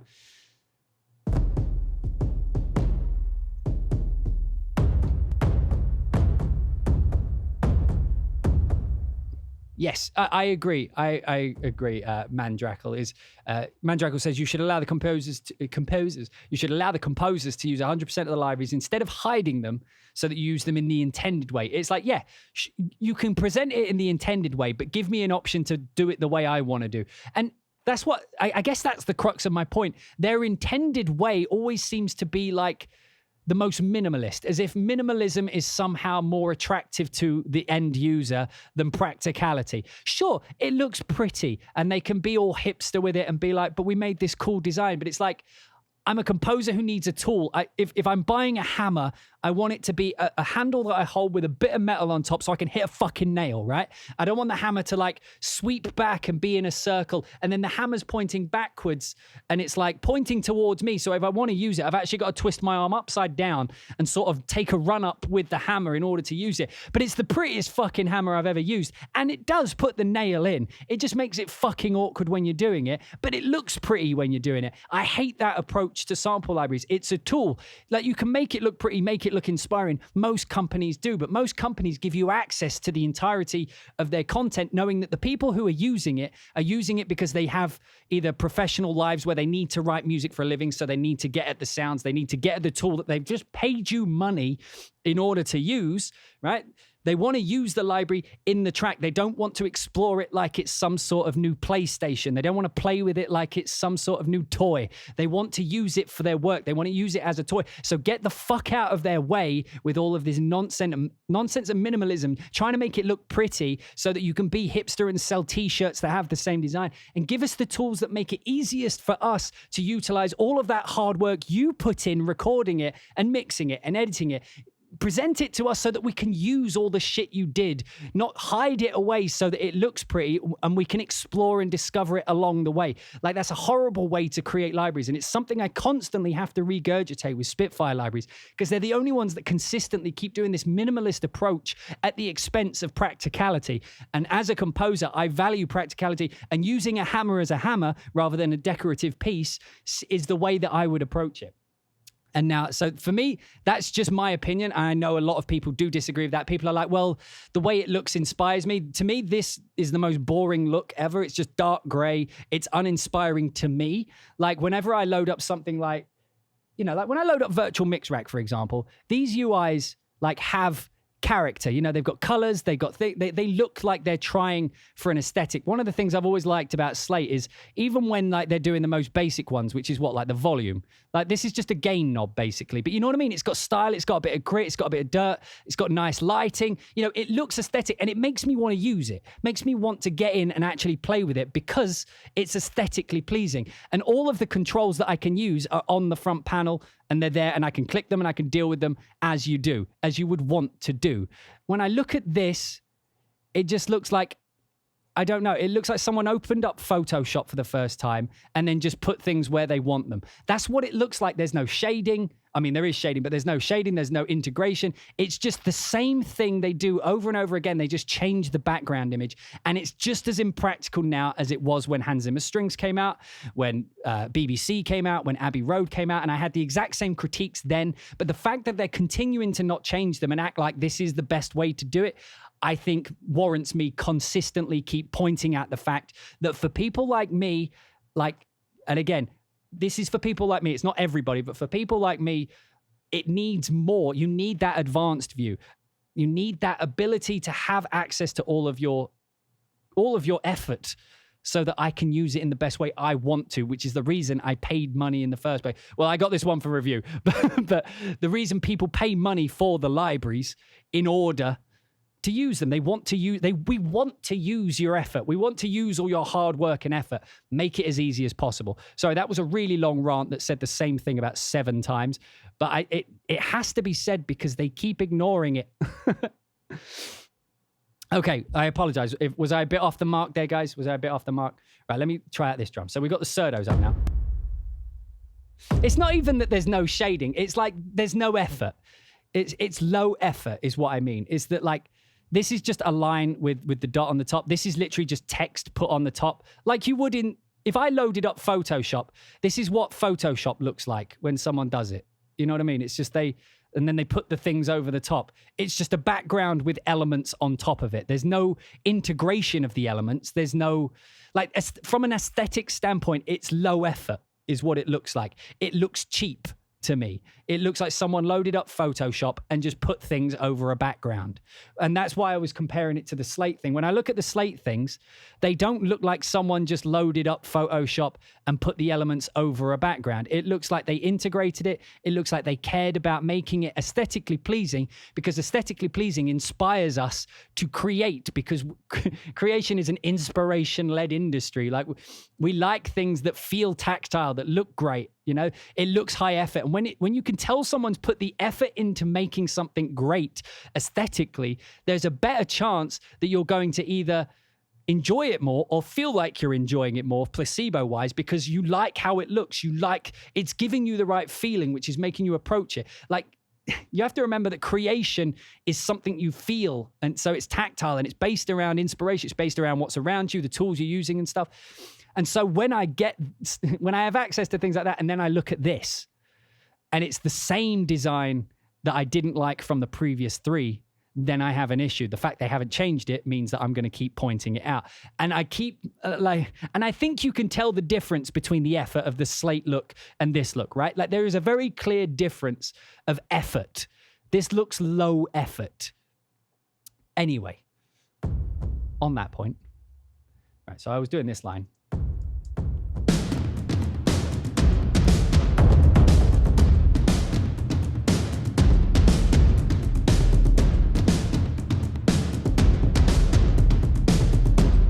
It's got a cool groove to it, that, has it?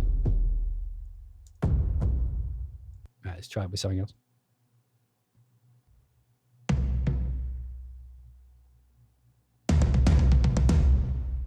That's cool. Like this. This is a prime example of doing it correctly, right?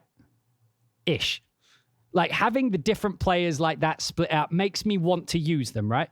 But if they also had the option to use like the roughs and the rolls and things up here, that would be good. I don't know why. Maybe they just don't have them on this. But like, let's like this. I like.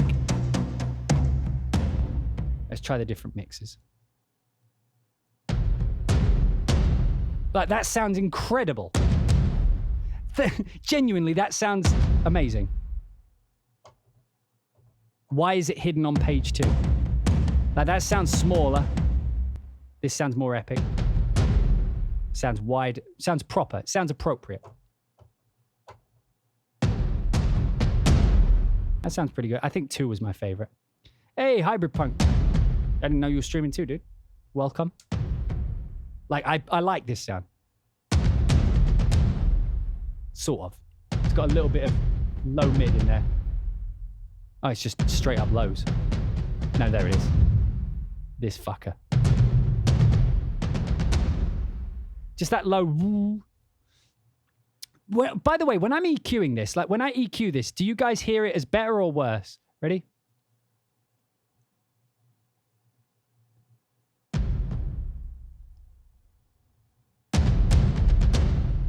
And then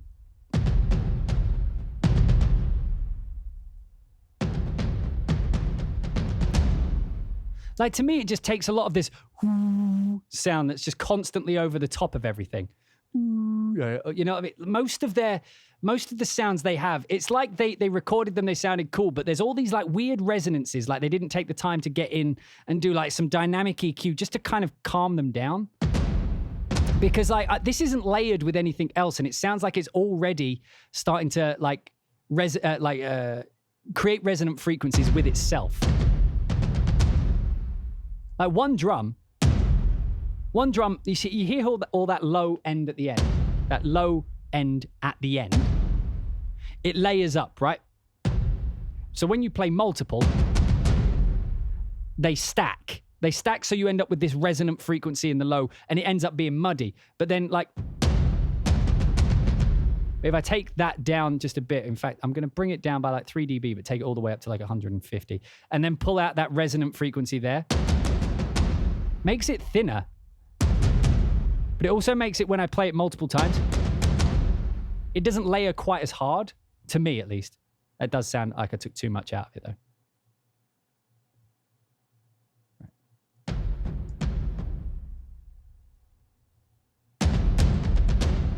Even then, there's still like some low mid. Let me find it. Nope. Oh, come on. Pro Q.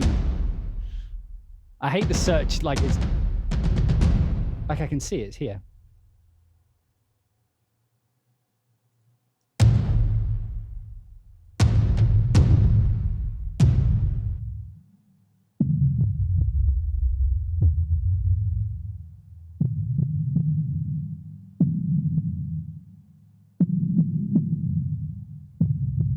I'm hearing it as like here. Yeah, and there's definitely a rumble here. Just like calming it a little bit. That's way too deep, but yeah. Just enough that it's there, but not taking the piss, you know?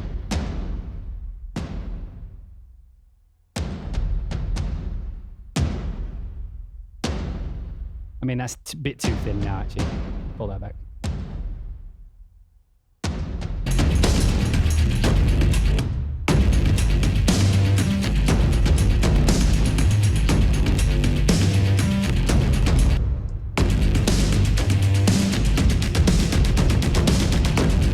I like that. That works. Probably bring this out of it.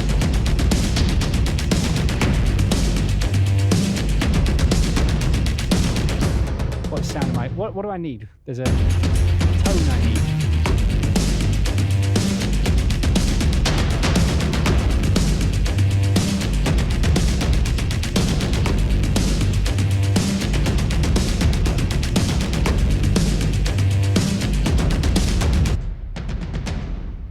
Cool. I'm down with that.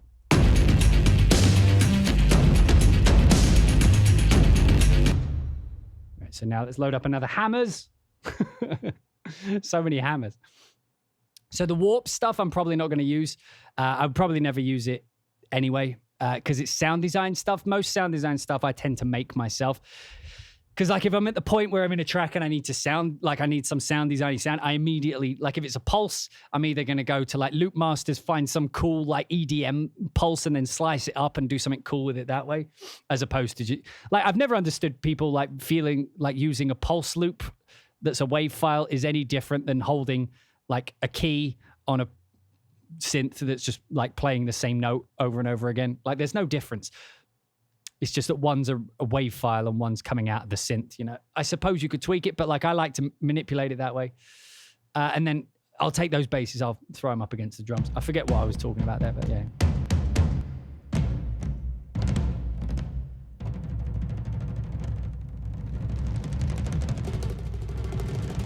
Their rolls are all out of time. So it's like rain.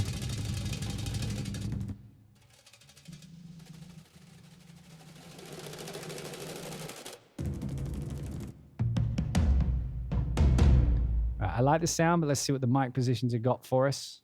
Any hidden secrets?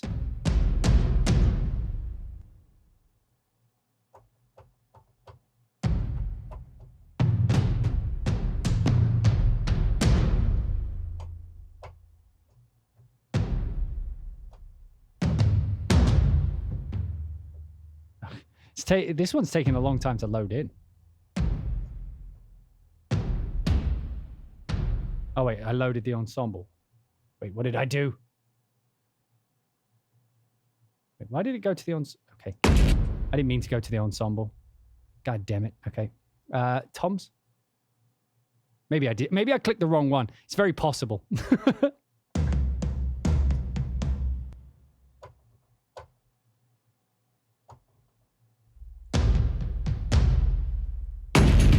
I don't want toms. I just use toms. What am I doing? Frame drums. Let's have a look at them. Let's have a look at some frame drums. Oh, I do like the sound of frame drums. I'm not gonna lie. I'm not sure why you would lie about liking frame drums. But... And from what I understand as well, is that, like, because I very briefly saw one of the videos, unless I'm mistaken, some of these sounds like are an octave apart, but like the second octave is the same, so you could play it two-handed. That's a cool feature. But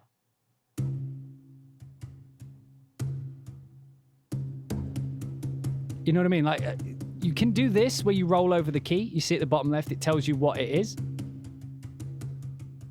But like, it would be cool if, again, in this wasted space here, they just give us the things that this patch has that is unique. There is no, like, I don't need advanced and global. Like, move this shit over here. Like, you don't need this space. And even worse, like, this is the worst offender when you're on the patches and there's fuck all here. Like, this would be the spot where you put, like, these keys here are the same key so that you can play them with two hands. Just tips. Just tell me what your library does. Don't assume I'm going to watch you for 4 hours, Christian, on YouTube. Like, the same as I won't assume people are ever going to watch all of my videos or listen. That's why I repeat certain bits of information. People skip through. You can't assume that people are going to know that this key here is exactly the same as this key here. Who knew that before I pointed it out, by the way? Who knew that this key here is the same as this key here, but not the same as this key here? Who knew that? Honestly, who knew it? Who didn't? Oh, you did know it. Fuck. Just me then. Yeah, so again, the sounds of it, really, really nice. I love the transients of this library. If you're looking for a library with really cool transients,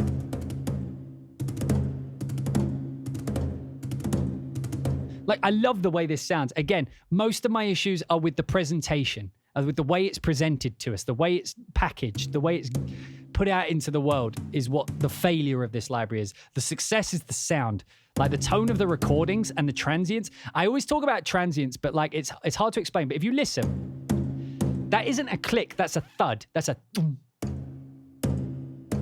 And that is actually a skill which is incredibly difficult to get right with percussion. Like, there are certain libraries that either smush it too far, like, and it's just vroom. Like Hans Zimmer percussion has a degree of that on the low toms, like it's a bit of a vroom. It's wide. I mean, it's a big ensemble, so it's meant to sound that way.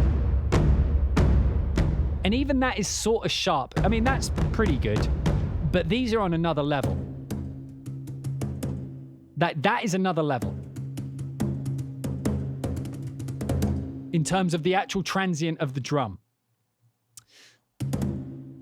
So, like, the things that this library has going for it is, if you can put up with the way it's presented, and if you read the manual in detail, and you watch videos on where all the cool bits of this library are, it's going to be a great library. For some reason, it just jumped up to 300% when I was saying that, so I'm just going to pull that back down. Apparently, it's glitchy as fuck with the volume for me.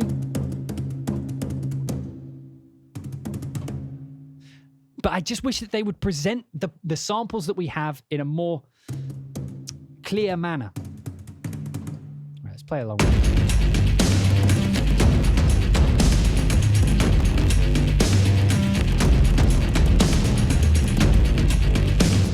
I don't know why I played that, but it felt cool, so let's load that up. No.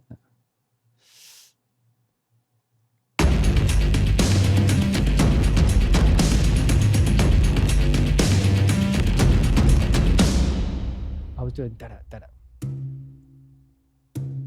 Da-da, da-da.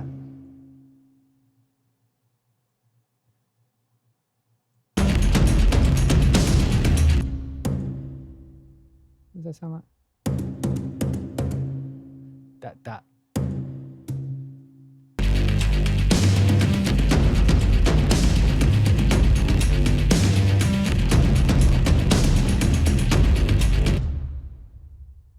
Let's actually just write a line like.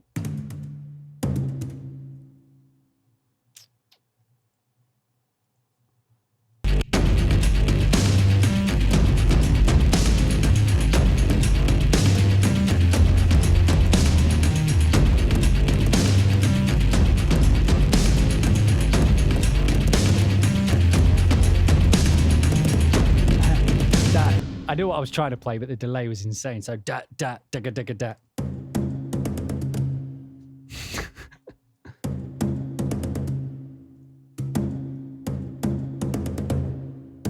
Can you hear how cool those transients are? Can someone please just acknowledge the transients with me?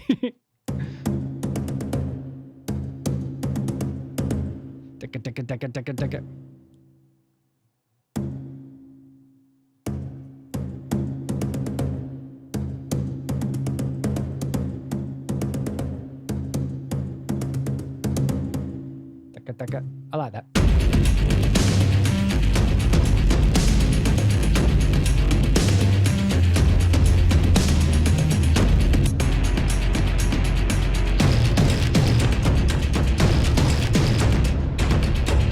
And maybe I could put that here.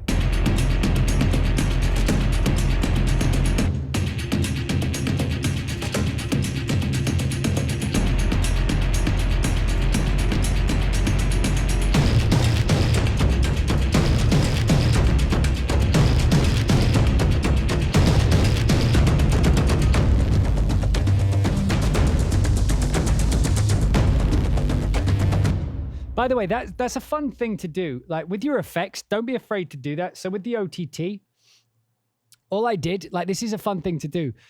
So let's say, for example, what track is that on? Hammers. Okay. Wait, no. We want this one. Whatever's on this one. Right, there's nothing on it at the minute, so let's just do it. So you can see here. Let me just delete that. So I made this cool effect. Remember, you don't have to like do LFOs and things. You can physically do things manually. So like, we used to do it on synthesizers. You would turn a knob while it's recording. That used to be how you got musicality from synths. But as synths have moved into the digital domain and we don't have knobs to play with, we don't do it anymore. So we don't add that human element to effects parameters as much anymore. So one thing to do, as I did with this, I'll just show you that again, is if I put this like this, what you can do, let's say that like this high EQ mix here, right?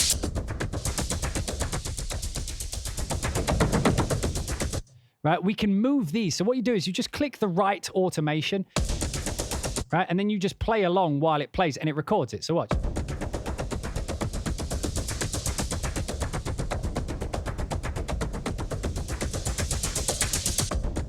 Right, so now we've got that. And now we can do the same to the middle.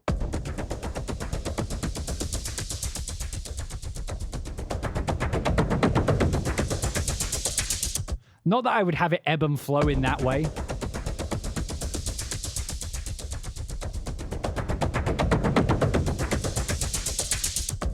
But you can see how we end up going from that to, like, this is what it sounds like. Jesus Christ. Did that jump up to 300%? It did. Not sure why that keeps happening. Is that happening to anyone else? For some reason, it keeps jumping up to 400%. I hate it because everything gets distorted. So we end up turning this into, which probably isn't much better.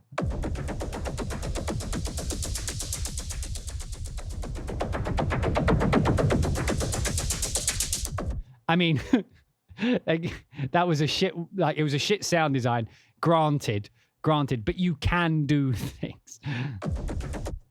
OTT sounds oily. I'll take that. I'll take that. It does sound very oily. You're right.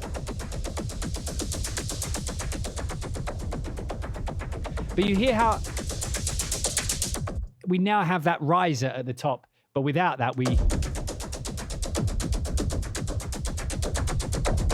it just remains static, right? If you want it static. But remember, you can add life and interest to things just by automating an effect parameter.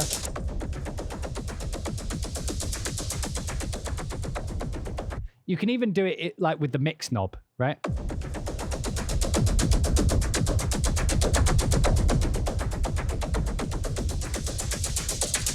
So you can morph one sound into another in real time. Like, the reason I bring that up isn't just to show you. It's like so that you think about it in that way, is that like you have an effect and you think, oh, I wish we could do something like that. Just log it away in the back of your brain that you can automate parameter effects. So think about that. I want it to become more distorted. Load a distortion, click right, and then just turn the distortion up over time. Like that's the easiest way to do it. But most people, when they get into digital music, because they don't have overt dials and knobs to play with, they don't end up doing it, which is the exact thing I'm critiquing the Spitfire UI for, is because people don't know what these mean inherently. You have to do a lot of research before you can even know what most of these things do. Making it as easy as possible should be like one of the main considerations, but it just isn't. Automation is like seasoning and cooking. It's not necessary, but it can make the end result a little better. Yeah, and it's the same with EQ. It's like when most people start EQing, they think that everything has to have EQ on it. It doesn't. If it sounds fine, it's fine. You have to learn that like it's not like a textbook industry that has correct, like, right and wrong answers. It has problems that need solutions. And there's millions of different ways you can solve musical problems, but usually they're problems you've made yourself. So there isn't always like an overt answer to go to, but then sometimes there is. Like, it's a very, very interesting thing, but it's like most people, when they start, they hear people talk about EQ and compression. And so every track they have, they put EQ and compression on, because they think that that's what they're supposed to do. They think they're supposed to add automation to everything. They think they're supposed to add EQ to everything because they see people on YouTube EQing stuff and they think, well, you've got to EQ and you've got to compress, thinking that like It's applicable across everything. You have to remember the tools in a musical toolbox are there to fix problems. They're not there to put on everything. They're there to fix problems. I have a musical idea. I write the thing down. I'm like, that's close to what I want, but in my head, it's a bit more distorted and a bit more big. So I'm like, okay, I'll throw a distortion and a reverb on, you know? And then I'll automate it to grow bigger with the time, and I'll automate the distortion to die out as we go back to the soft thing. Like, you can play with effects musically. You can do all sorts of things, but you have to make it easy. But yeah, that's more for the new people, is like when people get started. And I realized I was critiquing this UI without the context of why it's important that they make it user friendly, is because when people start out, they just don't know that they don't know to do that yet. They don't know that they're not supposed to EQ everything. They just know that in music, people EQ things. So they think I'm supposed to EQ things. The same as when they buy your sample library. If you don't make it obvious that there's mix windows and that it will change the entire sound completely, and that's a good thing for them to give them options, if you don't inform them of that, they'll never know. They'll never know, because they're not going to, I don't think your percussion library will be the thing that inspires them to go on a sample library exploration. I don't, but you can make it that way. You can make it better. You can make it more inviting, more engaging, more usable, more practical. Anyway, I feel like we've made that point by this point. All right, so I like that, and I like that too. Right, so is there anything in the library we haven't covered? I mean, there's specifics, but we're not going every patch with every sound. This is more of a general Avin a look, as we mentioned at the start. Darbukas we looked at. Well, loops we had a look at. They were cool. The warps. Let me try the warps on the rototoms. What do these sound like?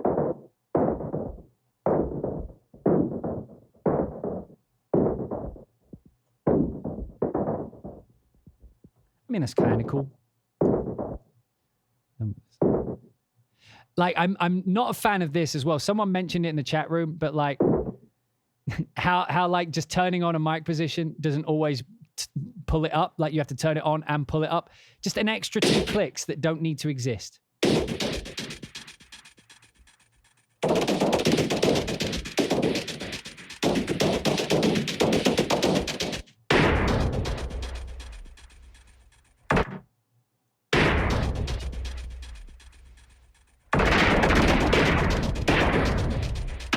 And like, I get the concept. I get the concept that like you're stacking them, you're putting them together. They're all different instruments, or you can pull out and just have one.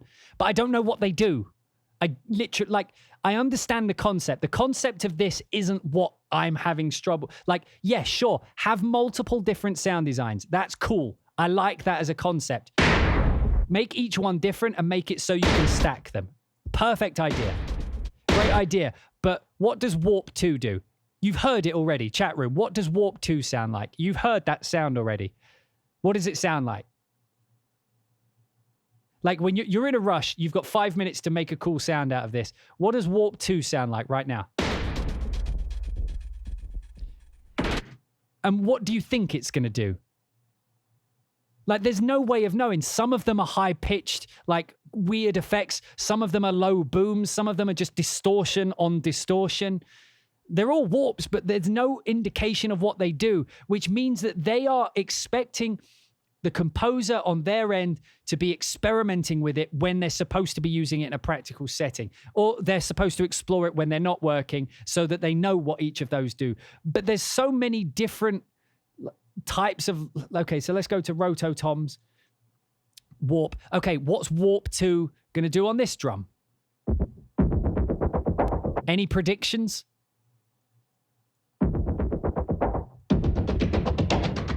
Who had slightly clean drum?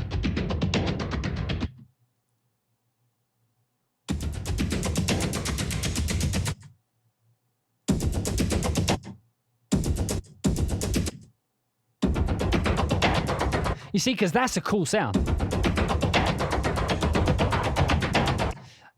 That's a great sound. But I have no way of knowing that that was what was going to come out of that. I would have had to just experiment, by which point I would have already gone on to find something or make something myself from scratch, which is closer, because I didn't know that it could end up like that. And that is the crux of my problem with this library is that there's so much cool content in it, so much great content, well recorded, great transients, like even interesting rhythms and things like that.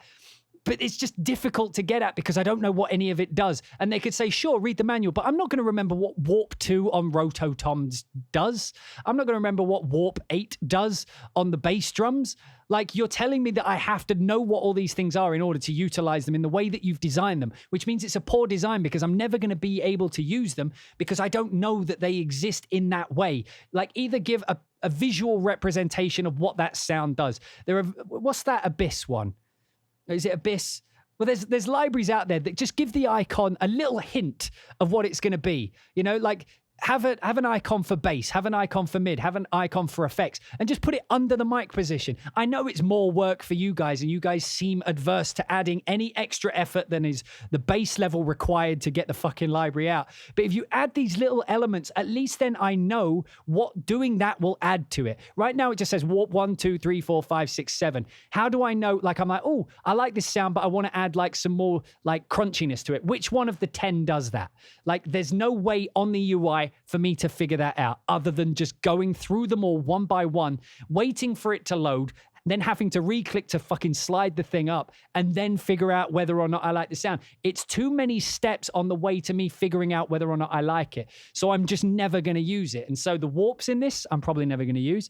The loops in this, I'm probably never going to use. The drums in this, I'll use a lot. Like mostly the ensemble patch, just because it's the most succinct. So I just type hammers and then I have all of those sounds. That's brilliant.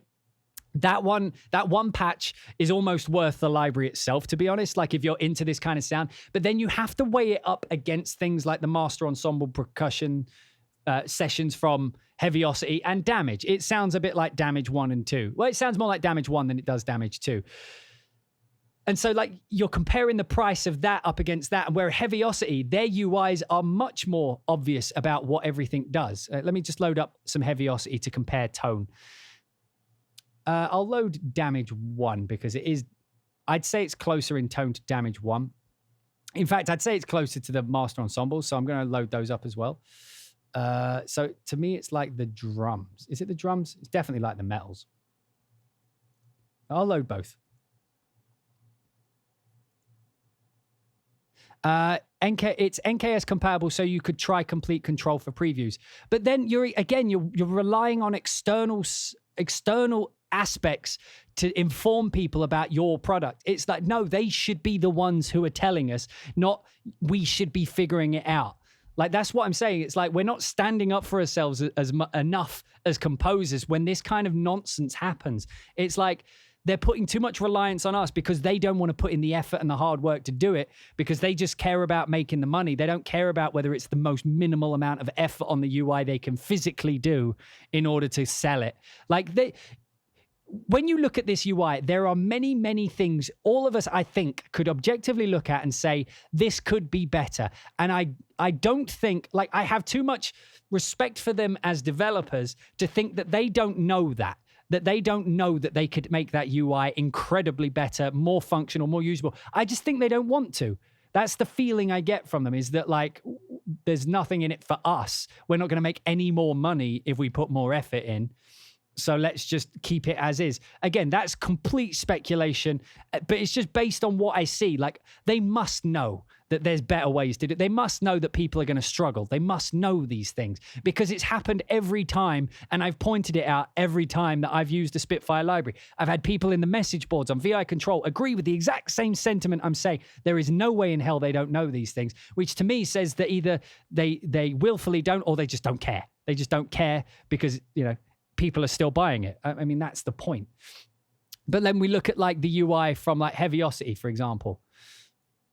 Like, look at these are both drums, right? These are both drum libraries. Well, they would be like this out of the box. What number are we on? Number 3.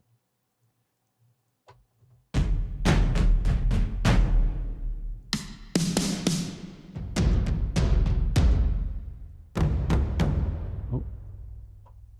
Fuck.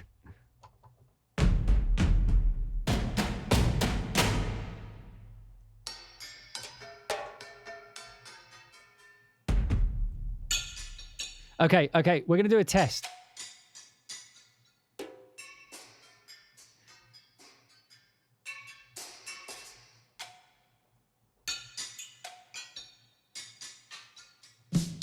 Oh, that was an obvious change. So this is one of them, right?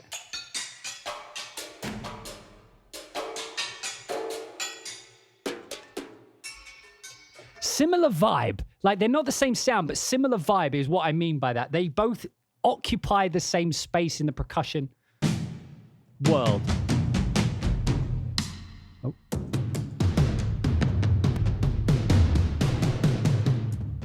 Right? So that type of thing, and then this type of thing is heaviosity, hammers, right? Heaviosity, hammers, heaviosity. You see that they're not the same sound, but they occupy the exact same space, right? In terms of the type of sound you go to for that type of sound, that dry percussion that is a tom that's recorded in a nice small room with decent transients. They're the same thing, but they're different people recording them, so they sound slightly different, but you understand the point. They occupy the same space. Now look at the UI difference. Look at the amount of control I have immediately on Heaviosity's one. I have delay, modulation, reverb, distortion. I have the three different channels. I have the volumes for each of the three different channels. I have the time. I have things that say twist and punish. Well, let me click those. Well, there's a big fucking knob, so that's obviously the thing they want me to change. Let me check punish. There's a big knob. That's obviously, like, there's one control. That's obviously the thing they want me to change. But these are auxiliary. They're not important. The reverb, the important things are put at the front, whereas here, they're hidden. You want the mic positions, they're up front, they're in front of you. You want the mic positions, they're on a different page, hidden behind this grayed out little icon down here. Look at how much space is wasted on this UI. Maybe here and here at the bottom. But even then, that's utilized when you go to the different windows, which, by the way, look at these. Look, each fader has a unique fader type. Like, this fader is different to this mini fader here. So they've actually gone and made different art assets for the different faders. Whereas here, look, it's just a line with a little thing on the top. The same shape, just a bit smaller. Like, it's the most low effort thing. And it makes it less interesting for me to want, like, it looks less interesting, so I want to use it less. It looks low effort, so it looks cheap to me. And I have this, which is an almost direct comparable sound, but with all of these features and these extra things, these extra aspects about it, which I can get control of. I can get inside the library. I can actually affect it and change it how I want. If I wanted to, I could purge the samples from it, which is up here. I could purge the samples so that it's not taking up any RAM if I'm not using it. And that's what I'm saying. It's like the actual sounds inside hammers are incredible. If you have the money, you're a composer, and usually things like that don't bother you. You're just going to make do. It's a great library. Absolutely get it. If you're into percussion, you want that kind of movie percussion sound, you'll find out how to use it, or you'll make use of the main ensemble drums. But those are the kind of people who don't look at this as sunk cost. Like, they're going to make, like, even me, I'm complaining a lot, but I'm going to get a lot of use out of this. The good things about this are really good. The drum sounds are really good. The transients are really good. But the things that are bad is all of the hidden content, all of the weird mixing, all of the weird warping, not informing us what it could be, not telling us where anything is, the wasted space on the UI. I mean, I don't need to go down the full list. I've done that enough already. But what I'm saying is as Spitfire, they've got to recognize that there are companies that do these things which are very comparable. It's like, now they've recorded all the orchestras, they're moving into these other fields to try and make money. But it's like, Heaviosity's already put in all this effort and all this dedication to making this type of product the best it can be. And then Spitfire come over with the low effort thing. But because it's got a brand name, it's able to compete. If this was just Spitfire, like modern percussion, it would do fuck all. Nobody would buy this. I probably wouldn't even. But the fact it's Charlie Klauser, brand named, I respect Charlie greatly. So I'm using this. I like the idea that it's his sounds. I like the idea because I respect his work. So I like it from a kind of, just a fan perspective. Obviously I like it from that perspective. But if this didn't have Charlie Klauser's name on it, this would be a nothing library. This would be an unimportant library. I don't think people would buy it. I honestly don't. I think people would look, and they look at how close it is to Master Ensemble percussion or Damage or something like that. and they'll be like, well, Damage, look at all the extra features and all the extra controls and all the extra things I can do in Damage. Damage doesn't take up so much space on my screen. All the controls are right there in front of me. All of the bits it wants me to use are highlighted or given its own unique patch. They're not hiding any content from you. Heaviosity wants you to use their sounds because they've spent all this time and effort making it. Spitfire feels like they recorded it and then they want to get it out as quickly as possible. Like almost as if they don't want to be fucking about making samples. They just want to be getting to the making money bit already. That's what I feel like when I use a Spitfire library these days. Like they're just trying to put in the least amount of effort they can so that they can get the quickest return and move on to the next product and ignore any comments anybody has on the previous library so that they can move on to their next library. And that's a shame because like they're teaming up with some of the best composers and sound designers and they're making these like Hans Zimmer strings. My review was, I like the sound. I don't like the way it's presented, and it didn't sound like Hans Zimmer.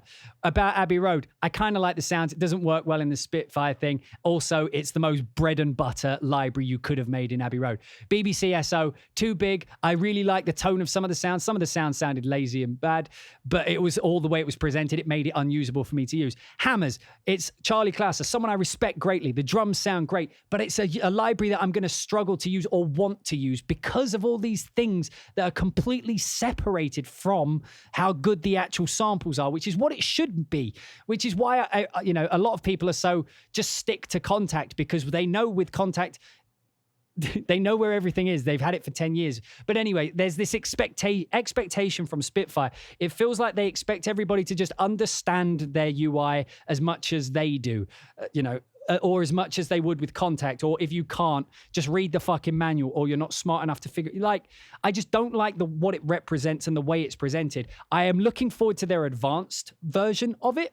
I am like, that's the advanced version of the UI may change my opinion about most of these libraries. If I have access to the content, if I know where all the good stuff is, if I know what the actual faders do, like what does Warp 8 do to the sound? What does Warp 3 do to the sound? If you can represent that, if you can show me what that's going to do before I click it, I'm more likely to use it. The fact I don't know what it is means I'm stuck. Like if I'm on a deadline, I'm going, okay, I need this sound. I don't know what any of those things do, but I do know what they do on master ensemble percussion. Which am I going to use? Like it's that question that they don't ever consider, and they sort of brush off like, well, people will buy it anyway because it's Charlie Clouser. So my conclusion is great library for those who don't care about the Spitfire player issues. They don't care about lack of multi-timbral. They don't care about not knowing what all the things are. They're happy to figure out themselves. It is a great library, and it is like the price you're paying for it. It's the price is fair, but just like any more expensive, I'd say it's too expensive for what it is. I think at the price it is, it's a tough sell because there is things like the master ensemble sessions and Damage, which sound very comparable and have more features on the front panel.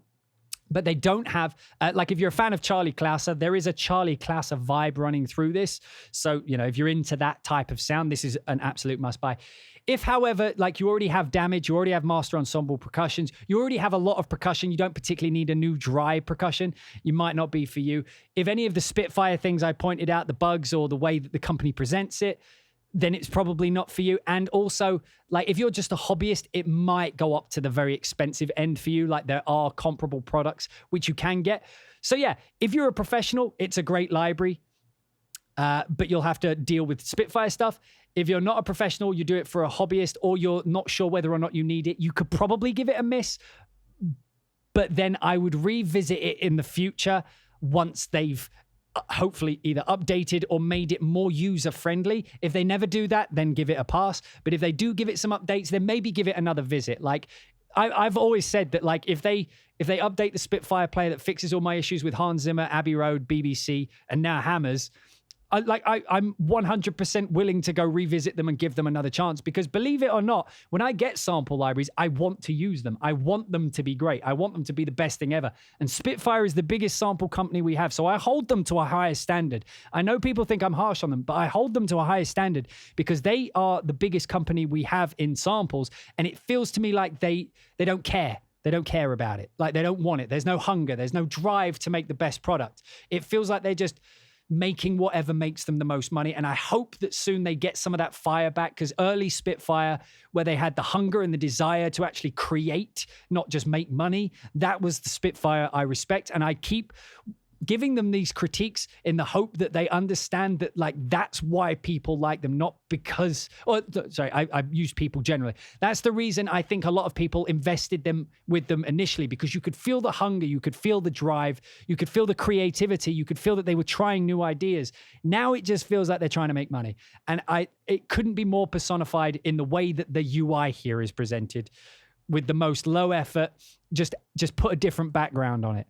It's the same UI, it's the same thing we use for everything, just put a different background on it.